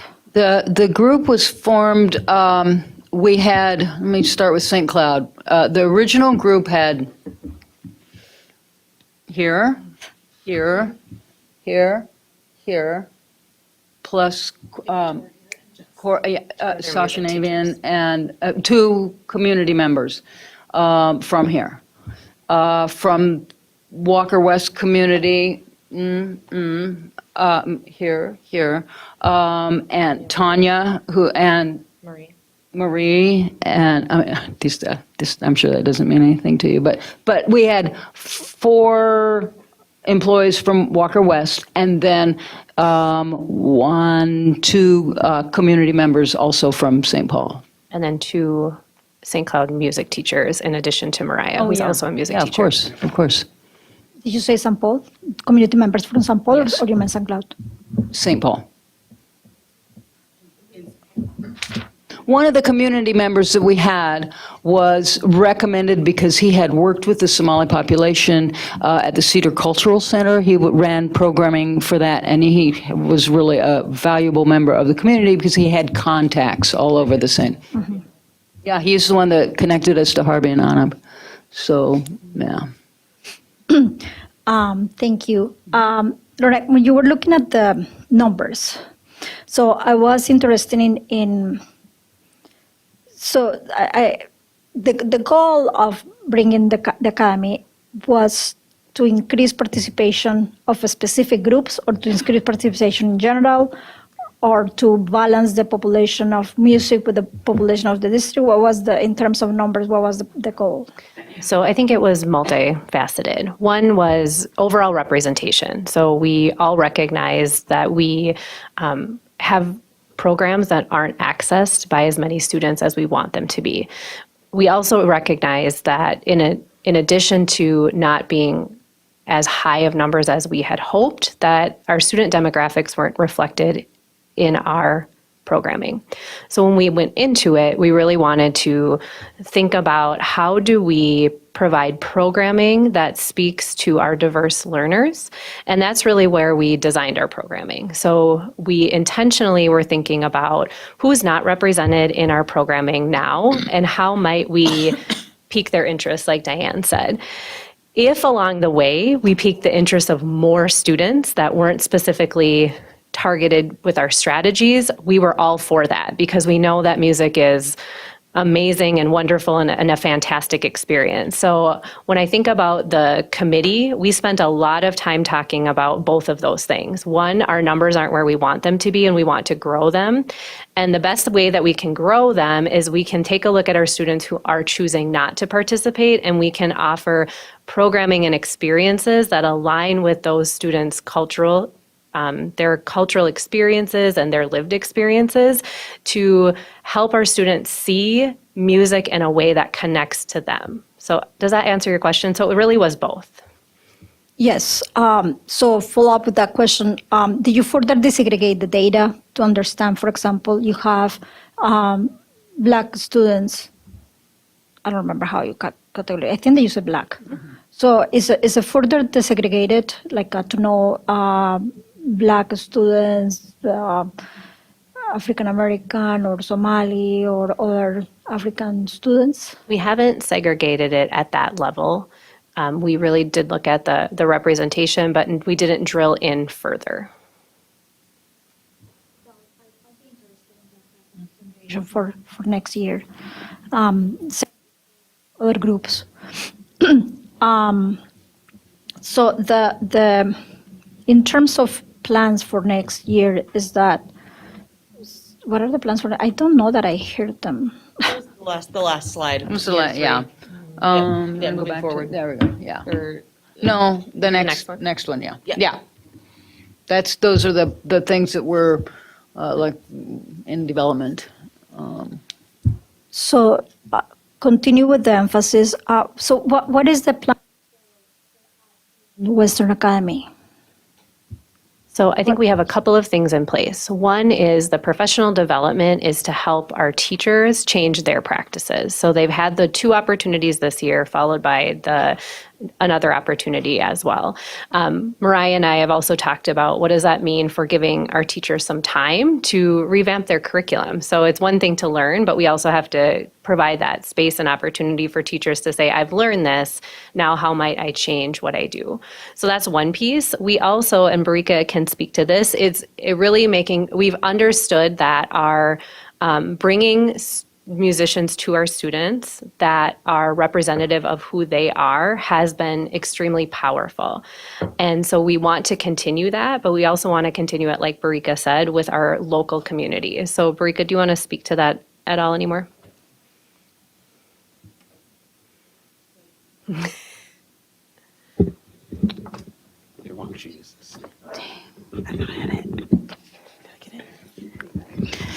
Yes, so we are being intentional by partnering with the Central Minnesota Arts Board, and SONG has been amazing with connecting us with the grant writers. And to speak to your point about representation, so when we first started our advisory group, we reached out to our American Indian Parent Council, we reached out to our Latino parent group, and we reached out to our African American parent group. We meet monthly, and we reached out 3 different times, and the 2 representatives that we got were from our African American Black parent group. But yes, we are continuing to develop that in partnership with the Central Minnesota Arts Board, again, to have that grant to be able to sustain it and really create and foster our own local artists. Did that answer your question? Okay.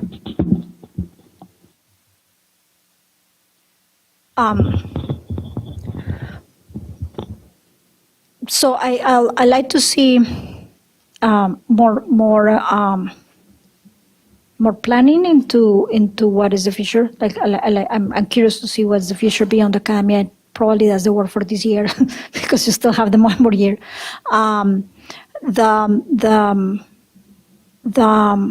It's so hard to talk about culture and to talk about culture in a place as diverse as this one, and to talk about focus in cultural relevant when we have that many cultures that we have. And I hope to hear more about how has that conversation been internally for us, what it means to be culturally relevant in our district. I did not heard you talking about it. So in terms of next year, I'm interested on that part. I love the numbers, and I was not expecting more numbers of bigger numbers. It may be a little more realistic. It's hard to get into it, and also there is always a trying out. When kids get excited and then they're seeing going, they're gonna get more there. So it's not for the first ones that are the ones that are going. Those are the brave ones. Then the ones that are coming later are the ones that is when I expect to see numbers is kind of for next year. And for the academy, continue to your emphasis. I do want to encourage you to research about slavery in Latin America and all the roots of music that came from the slavery in Latin America and Black people, and all the roots then African music that we have there. Salsa is one of them. We have cumbia, which is one of the dances from the slaves from my country, Colombia. Just to expand into your broader cultural, keeping your focus. Can I speak to that briefly? Katya Cardenas, Program Director at Walker West. It's kind of working on this project. And I do remember your comment from the last meeting that we were here about representation specifically for the Latino American community in our work. And I think what's been really beautiful to see in our evaluations is what students are excited about learning next. And one of the things that really stood out for me reading our first round of evaluations was how many students were requesting Latin American music be taught. I think when we speak about what we do as Walker West and the body of artists that we're already drawing upon, typically when we do our work, that's what we're talking about with representing the African American community. We're absolutely interested in building more relationships with artists from more backgrounds, and I think the relationship that Barika is building with the Central Minnesota Arts Board is going to represent really wonderful opportunities to cultivate the local community and to start to meet the needs that can be more culturally relevant here in St. Cloud, and hopefully what we're doing here can be a model for how we can be addressing all the various cultural groups that we need to address here in the community. Can I add a comment? When we talk about music, I think the key thing, especially the way we teach at Walker West, you have to engage these students before you get them to learn. If you don't engage them, you'll lose them. And the way we teach is, like for instance, my son, he's going to Columbia College in Chicago, and he's decided he's going to be a music major.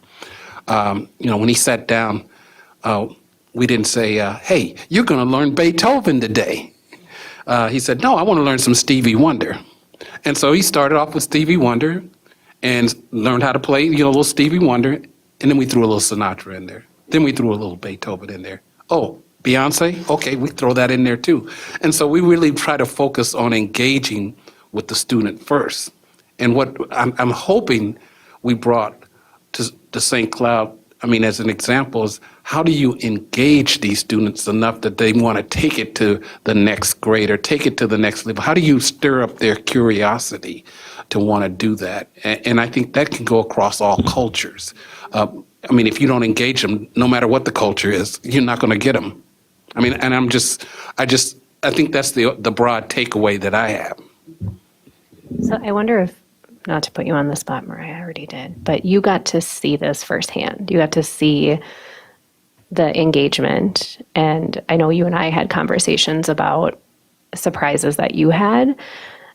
Is there anything that you'd want to share from your perspective on how creating this access to engaging programming made a difference in your music classroom?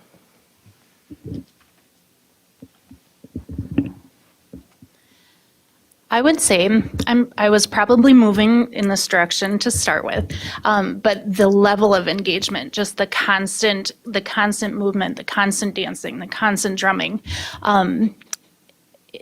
that was what would hook them first. And then we can get into some extra stuff. We can get into music note reading. We can get into some history. We can get into making the connections between what they're engaging with at that moment, and then also like the more traditional, I guess, just kind of giving that to students as well, but reaching them with the kind of music that they would engage with first. And that's something that we're really wanting our staff to make sure that we work on. We focus on more time together will be awesome, because then we'll be able to get together and figure out how we can build that into our curriculum. And yeah, I would say I was spoiled at Lincoln. And so we want to be able to spread that learning and that engagement out district-wide in the next year. Thank you. Just one last comment, kind of in response to what you're saying. I do understand what you're talking about when you're talking about engagement, and I love that the example that you gave about just getting in drumming and jazz and going and throwing Beyonce there and those kind of things. Again, talking about culture is very, very difficult, and the culture of the children that you're working with is probably very different to the culture of the parents of those children. And they are exposed to different things, so they're probably going to love Beyonce when the parents may not even listen to her, right? Depends on what parents are we talking about, right? So and when I mention cumbia, I'm mentioning something that is a folkloric dance from my country, and is also a popular expression in Mexico too, and other countries of Latin America. It's a good example because of that. But when I mention those things, I'm going more into the folklore, and I'm going into different things that is that offering. But the point that I want to make is that in terms of music and music offerings, parents are also very important. Parents are very important because they're the ones encouraging the kids there. And you do make the connection when you're talking about drumming and certain roots with things that are more familiar to the parents, that they want to see their children do it. So that's kind of what not that I'm asking you to change anything or to change your focus, but it's kind of more for in terms of how do we define all this and what is our intention and how are we discussing this. I think that is also important in our advisory groups and how we put it all together in our district, like more the common for our district and for the teaching that you're doing. I'll better be quiet. No, those are good questions. Appreciate that dialogue. Yeah, but maybe another day after the meeting.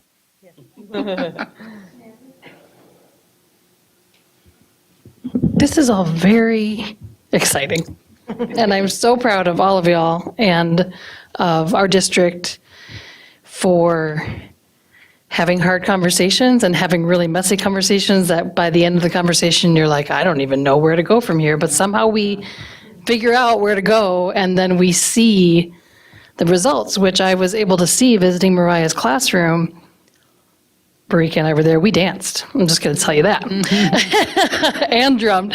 And what I want to say about two students in Mariah's classroom, one young woman had 3 family members there. And she was so proud. And she was just like, she would look back at her parents or whoever it was and not really go up to them, but she was just like, yep, I'm performing now. It's that performance piece that what it seemed to me is I don't know if she would be a student that would necessarily perform like that if not given the chance.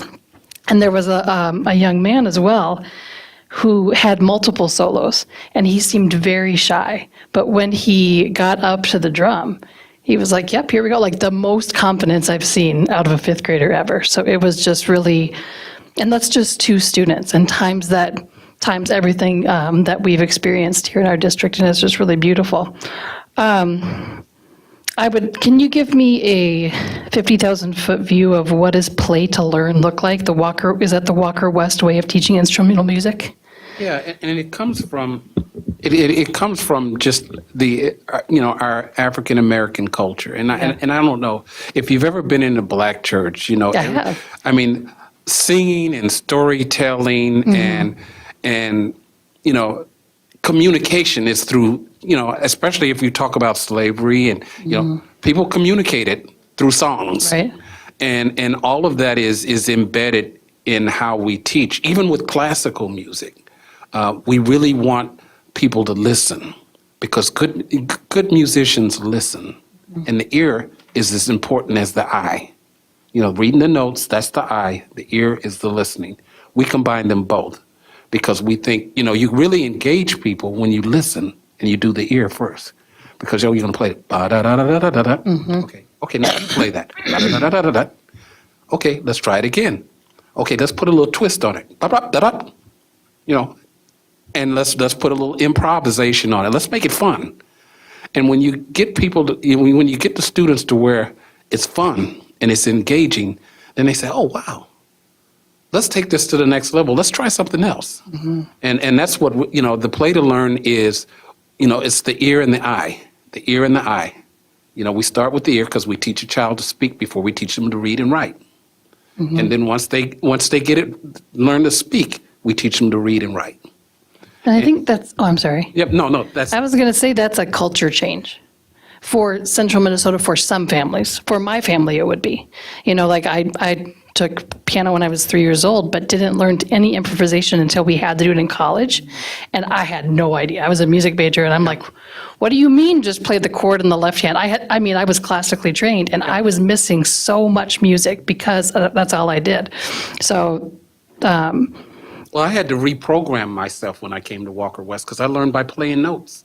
yeah. When So, I you sat know, down yeah. and started taking lessons, like, oh, the inversion of the fourth and the fifth and the sixth and the seventh, and oh, you got to listen to this, and you got to listen to this Right. chord change. And I just threw the sheet music away and just said, okay, all right, let me listen. That's just a different way of different way of living, teaching, actually. yeah, that is. And I think that's what we're seeing is the beginning of a culture change in our community, in 742, in knowing what does music look like for us and what does it look like when we do it together. And it's not, I also didn't expect 101 to 160 something. I don't know what I expected, but that's amazing. That's amazing. And thank you for that. I also really loved that I knew what the rap the student who was rapping, who said, like, I can't hear you, and he said, no cap. I'll just thank my children to know what no cap even means. But like to use their language, right? To use the language of kids today, and that was just beautiful. I also want to point out that in Mariah's class, it wasn't like there was a 4-bar phrase and then let's learn that. It was like 32 bars of stuff that these kids knew in their mind. Like it was amazing to me. They weren't looking at anything that was up there. You know, they were looking at their director who they trusted, and that was really beautiful. I could go on and on, but I won't. The other thing I'll mention besides Central Minnesota Arts Board is we, at our local Education and Activities Foundation, we have a Music Matters Fund. So you might want to reach out to them. I can give you the director's email. It might be me. It might be me. And someone at this table also might be the main funder of that. So I'm just saying, we want to help you. You guys, thank you so much. And thank you for making it a 3-year opportunity. I know the first year it was like, but not only are we getting somewhere, we're somewhere, and we still have another year to go. So thank you so much. Zach? So last year, everybody got to say something for at least 10 minutes. I didn't say anything. It was a long night, July, I think. It was. But so no matter what all they say, I'm still the biggest fan. Okay, because if it wasn't for band and specifically jazz band, tenor sax and bass, I definitely wouldn't have made it to college, and I don't even know if I would have finished school.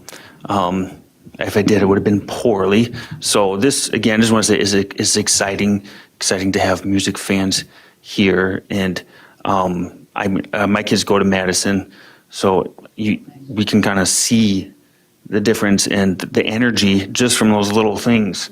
I mean, it radiates and it's contagious.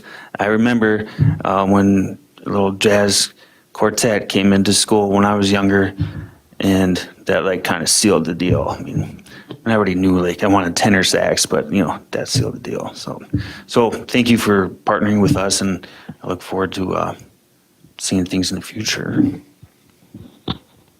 That's all. I have a question for our district. If my child comes home and wants to play the trumpet, then what? How do they go about accessing a trumpet, and what's that going to cost me? Check, check. Okay.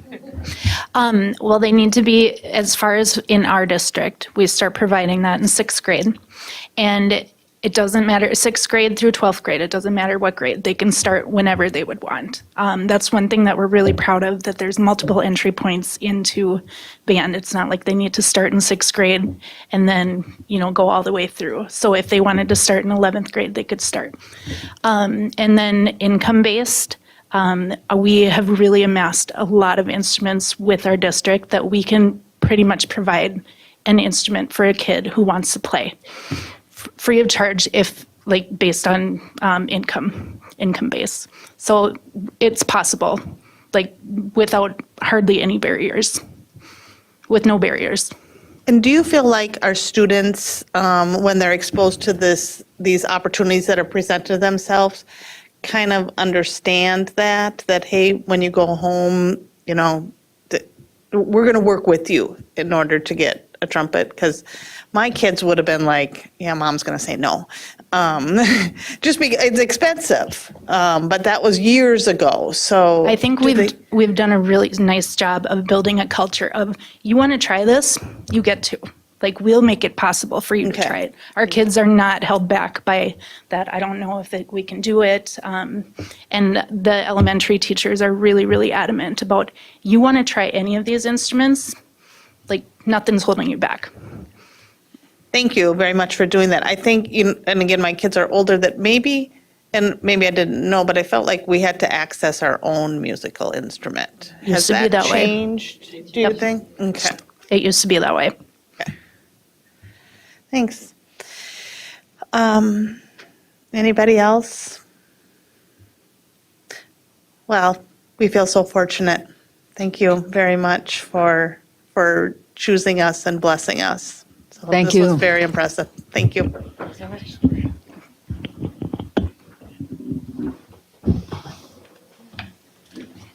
Okay, next up, we have the schools update. We have Nikki Hansen, Assistant Superintendent of PK through 5 Education, Dr. Jason Harris, Assistant Superintendent of Secondary Education, and Dr. Mike Rivard, Assistant Superintendent of E12 Education Services.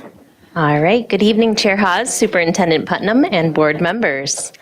Tonight for our elementary update, we get to highlight our Kennedy Colts. When asked about Kennedy's greatest strengths, Principal Wilhite expressed how their staff does a wonderful job of going above and beyond to meet student needs. She is proud of their great community culture and how they work together to support all students and families in a variety of ways. Current highlights at Kennedy include some of the amazing recent events, including a student spring showcase where they had around 630 people in attendance. They served a meal and families were able to explore the building and celebrate the great growth and accomplishments of their scholars this school year. And on the board here, you can see some of the pictures of the work that was on display at that last event.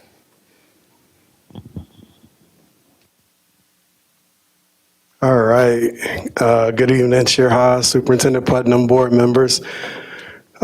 Just this evening, all the great things that are happening within our district. Before I even get there, from our adult basic ed to our music, where we know music is everything in the world. How do you engage students? And so just some fabulous things. We also, at the secondary level, looked at the highlights of Kennedy Community School at the middle level.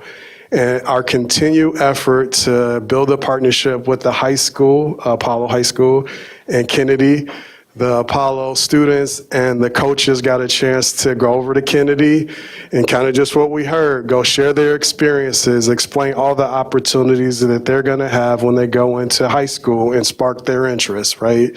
And so you see it here in a diverse sense. Principal Wilhite Principal Scholar Root, and then our Apollo and Kennedy students just taking a picture and then hearing about all the activities that they can get involved with when they get to Apollo High School. And that's just another way to plant the seed. You see the coaches, soccer, basketball, and you see the students just having a good time. And that's just a great way to continue to say, hey, I see you, I feel you. When you come over to the high school, we're going to be here ready for you to get involved in the community. So just some great things happening.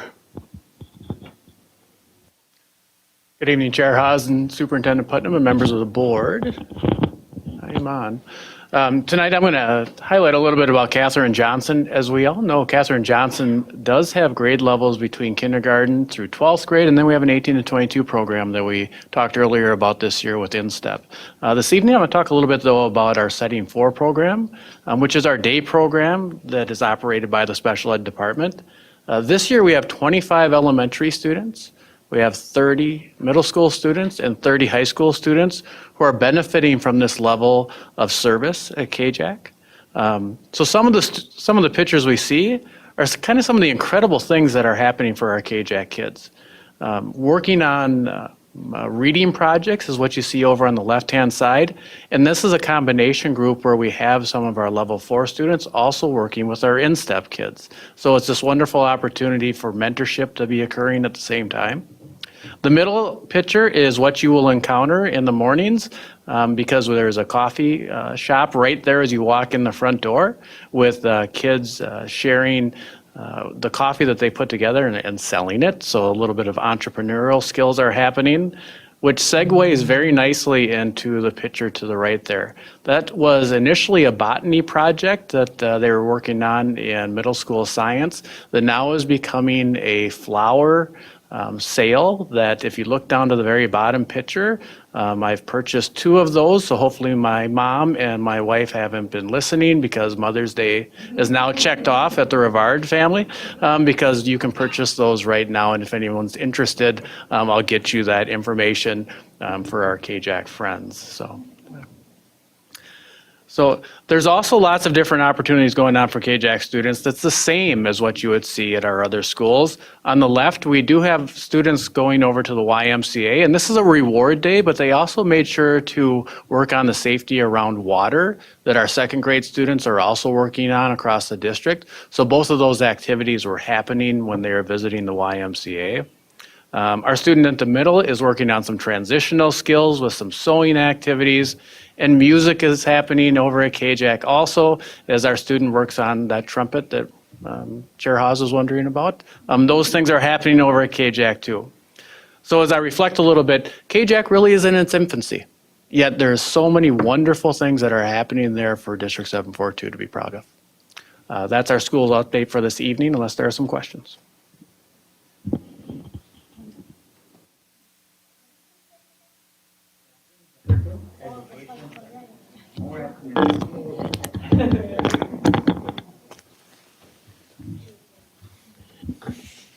Okay.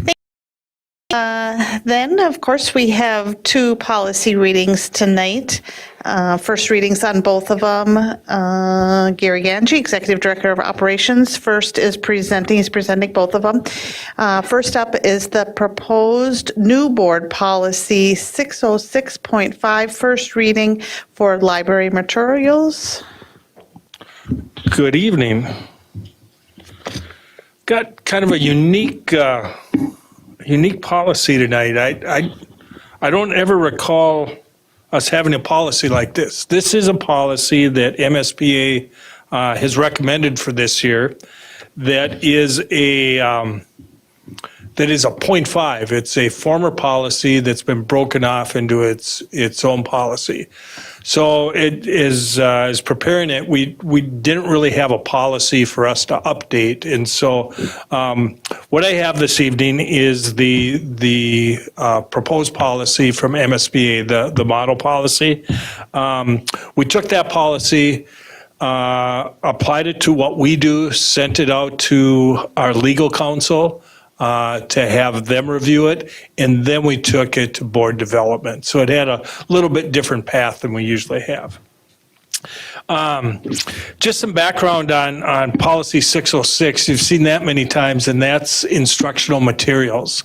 Library books were always lumped together with instructional materials, and now they've been separated. The reason being is instructional materials, we often think of textbooks and resources like that.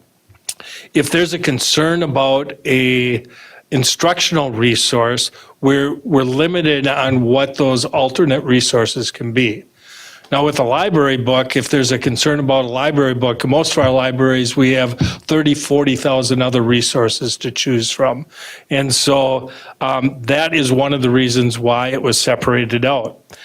Another reason why it was separated out is there's some statute that defines what a library media specialist is, what that role is, and that's what this addresses. So with that background, I won't read the whole through the whole policy. I'll just point a couple things out. In definitions, we get a look at what's in statute as far as what a library is, what a library material is, and what a library media specialist is, or who a library media specialist is. It's really important with statute because we have classroom libraries, and then we have library collections. Classroom libraries are more instructional materials, which would be the 606. Library materials would be library books, which are 605. And in definitions, as you read through that, you'll see that defined. Also, I want to point out in D of definitions, where it addresses the library media specialist, a number of school districts also, including us, also have technology integrationists. And even though those positions look very similar, they're quite different, especially when you look at statute. And so that's what that definition is in there. When we get to responsibility of selection, we talked a bit about this in board development. A library media specialist will go through and pick library books. But what's important to note is the library media specialist is recommending which materials we procure. There is still an approval process for that, where there's an administrative approval for purchasing that book. We have a set criteria for selection, and in Roman numeral 4, it outlines what that is.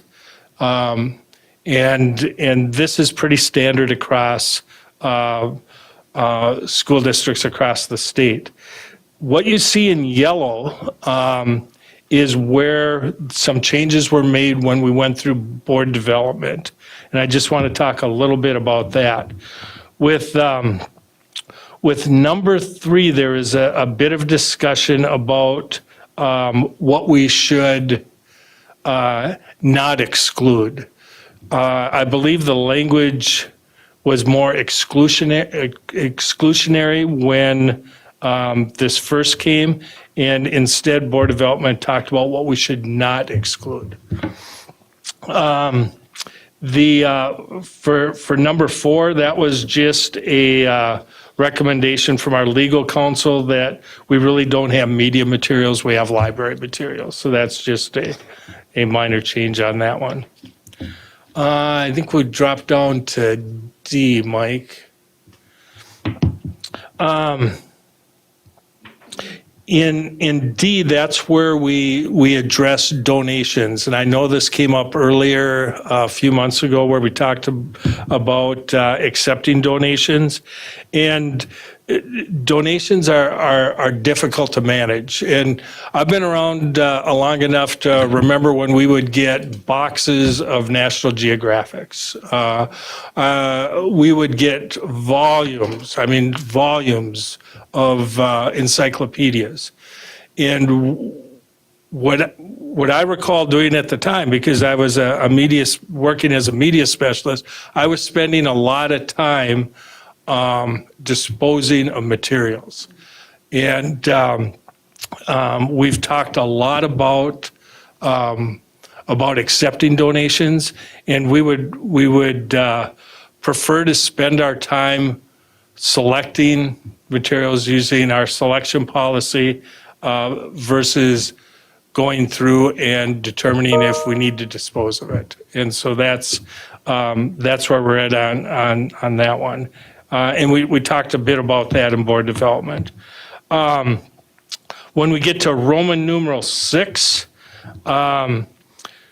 the addition in board development, we had a bit of conversation about it, is when someone wants a material removed or reconsidered, who can that be? Who's our stakeholder? And initially, we did not have resident of the school district. We had an employee, a student of at least 18 years of age, parent or guardian, and in the committee after discussion, resident of the district was added. Our legal representatives actually recommended B, that we put a limit on the number of books that can be challenged in a year, because it does take quite a few district resources when we go through a book challenge. And as we talked about it in committee, the committee decided that for now to strike that, and if it becomes an issue, we could come back and revisit it.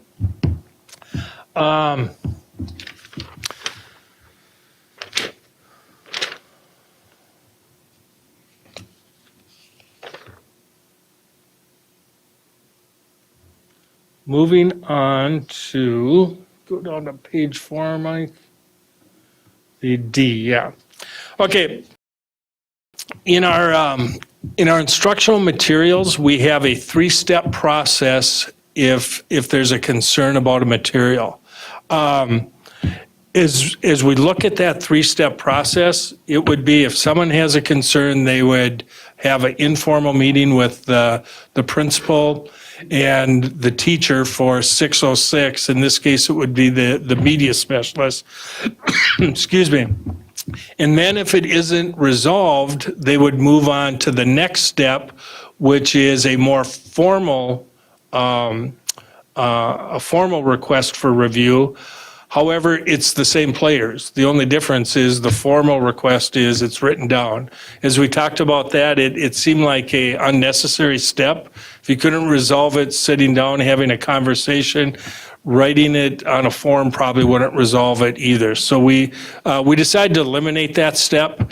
And so if it cannot be resolved at the first, that informal meeting, then the principal would refer it to the appropriate assistant superintendent for that level, and then the assistant superintendent would reach out to the person with the concern to discuss it and then offer the option for a more formal review. Once we get to the formal review, then that would involve a committee that is appointed by the superintendent. And there are certain timelines that we follow. Those are all in procedure. It's very prescriptive so that it's handled in a timely manner. With library books, again, there's probably not an alternative. The discussion probably would be, is the book placed at the appropriate level for the maturity of the student? So that's why I'm a little reluctant when we talk about a challenge or removal. It's a discussion about where's that material best placed.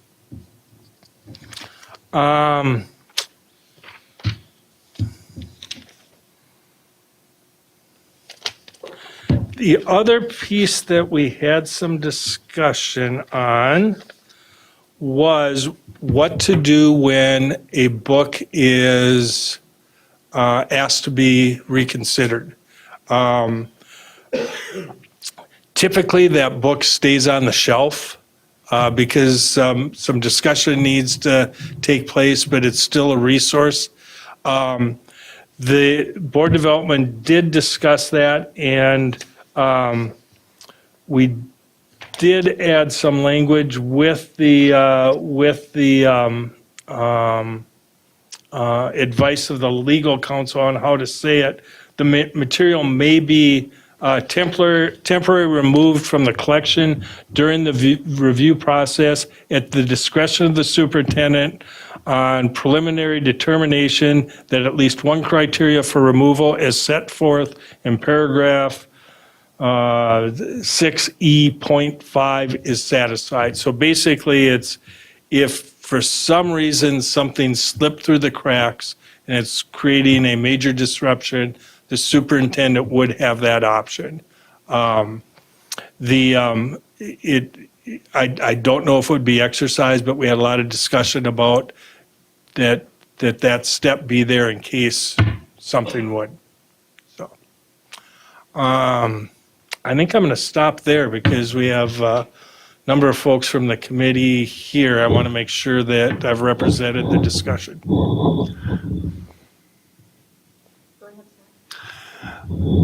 It seems that the big important issue is the criteria. If the criteria is followed over a long period of time, we shouldn't have a lot of bad books in there. Correct. And the removal of bad books is going to take some bureaucracy to make sure that there actually are bad books. Yeah, I'm hesitant to call them a bad book with my library background. Okay. I'm trying to find another word. Probably a questionable book. How's that? Okay. Oh, that sounds very nice, Gary. Okay. And Scott, to your point there, that's where it gets difficult when we take donations because we don't go through that selection process and we don't have that review. And that's one of the safeguards when we do it through the traditional selection and purchase. So that's primarily what it's all about.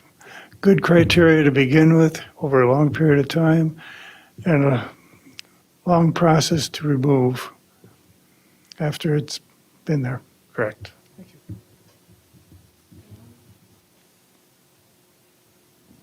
On page 5, I don't think we talked about this, the page 5, number 5.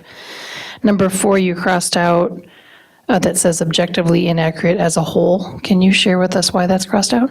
Natalie, I was sitting here just reviewing my notes, and I was trying to remember. I still got it at 8:45, apparently. I don't know how, but. I was trying to remember why that was removed, and so I think I'll ask board members if you recall the discussion on that.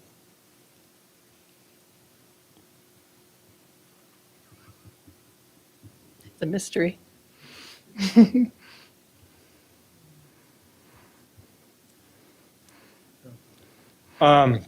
If no one recalls, since we are bringing this back for 2 more readings, I'll read through our notes from our legal counsel to see if it was there, if it was. That's what I was wondering, because objectively inaccurate sounds very, very broad. And who gets to object and who doesn't? I was sitting there thinking, I hope no one asked me that. Oh, you know what? It's because you're leaving soon, so I'm going to ask you the hard questions.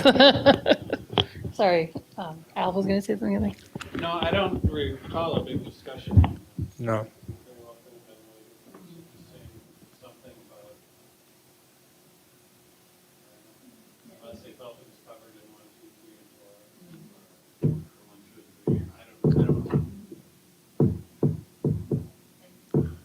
Anybody else have any questions or comments on this, Monica? So I'm concerned to take out the number of removals, but the administration is not concerned on taking it out. So you haven't received a lot of them, or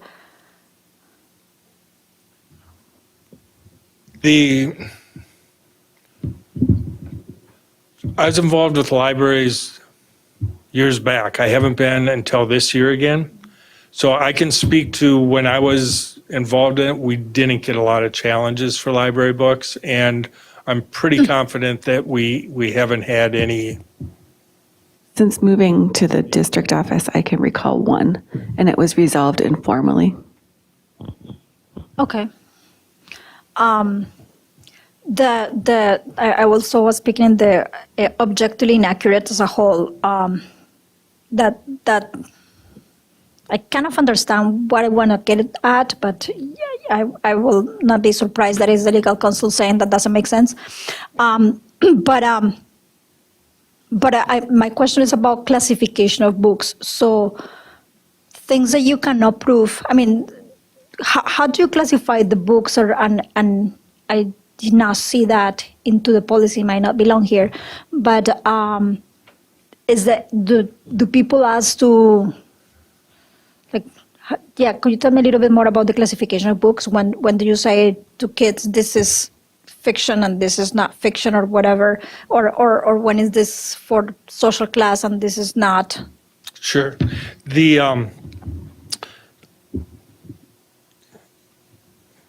Nowadays, it's a lot easier to classify a book.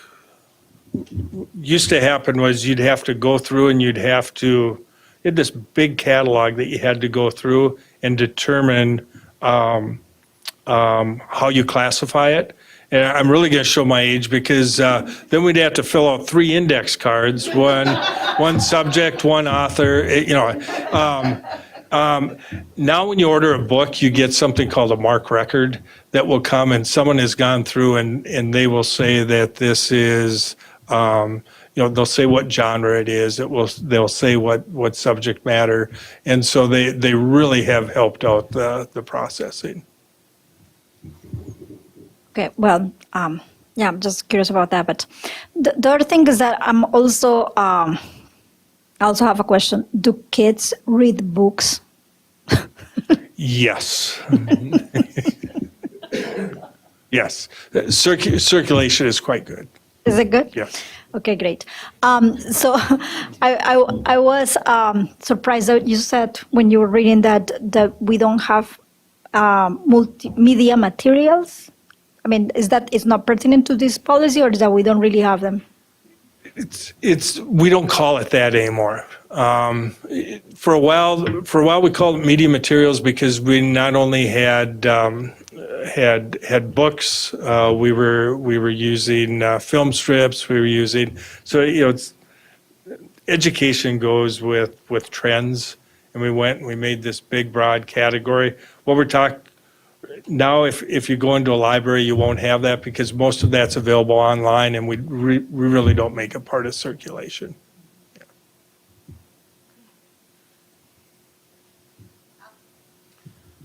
I have 2 comments on objectively inaccurate as a whole. During COVID, we should have all learned that objectively inaccurate depends on who's making the statement. And so it having that in there it opens the door for a politically decided criteria. And second comment on number 4 is if we're reviewing books or if we're removing books because they're objectively inaccurate as a whole, we would have to remove the entire fiction side of the library.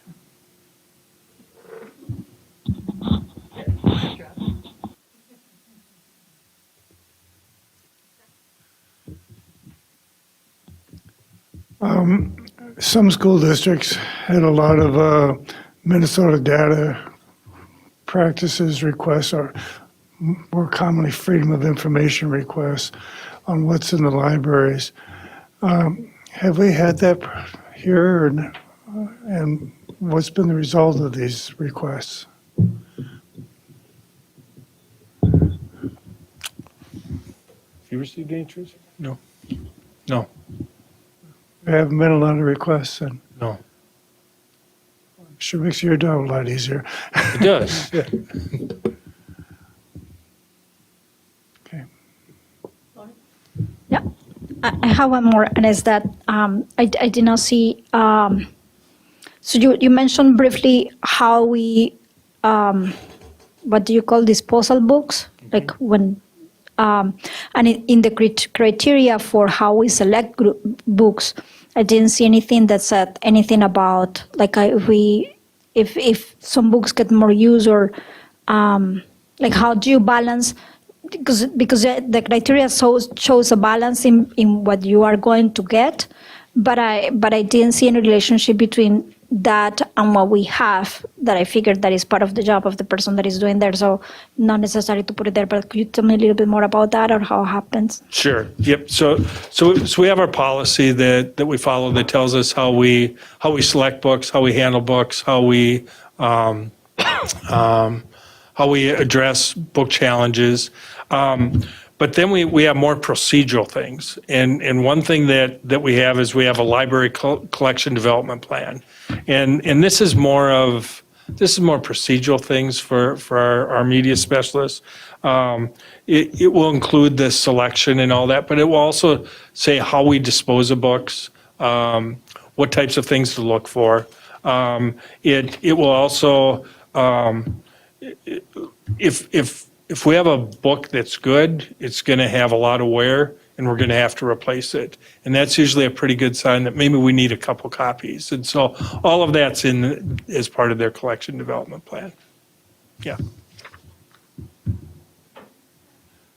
I think Al was right on that number 4 up there. Objectively inaccurate is in the eye of the beholder. For example, the Texas legislature just passed a law that there has never been, is not now, and never shall be slavery in Texas. You had a little bit of forced relocation, and that's as far as the state of Texas will go. It's all in the eye of the beholder. Okay, I think, Gary, we can move on to the other one then. All right. The second policy actually brought forward not that long ago. Well, I guess it was 22, so it's been a couple years. This is transportation of non-public school students, and this is, again, due to some legislative changes. First of all, you'll see at the end of each paragraph, there's a statute number, and we're seeing a lot of this where MSP is saying we don't need that, and so you'll see that that's struck. So that's I think Tracy calls those ministerial changes. Within this, this really is pretty much the practice of 742 in most school districts. At any time, we can make an agreement with a public school, or excuse me, a non-public school to transport students who we wouldn't necessarily transport. And what these policy changes are saying is that it's okay to have a plan like that. And then if you do have a plan, you can do that with the buses that the district runs or the buses that you contract. And then it describes how that payment is. And then it will also say that if we're transporting students that are not public school students, that that the school district behavioral standards on the bus are expected. So this really isn't a change of practice. I think it just lays it out for any school districts that may have had some questions. I don't know the origination of the legislation, but it's there, so we will update our policy. And then because some wording was there, it used to be A through F, and so the former F becomes I. That's why that's highlighted. And those are the changes on that one. Do you have any on that one? All right, thank you very much. Thing on our agenda, looking for a motion to adjourn tonight's work session. And do I have a second? I have a motion by Scott, a second by Natalie. All in favor, say aye. Opposed? All right, meeting is adjourned. We are 8:55 PM. Have a good night. Thanks for watching. We'll be back the 15th of May.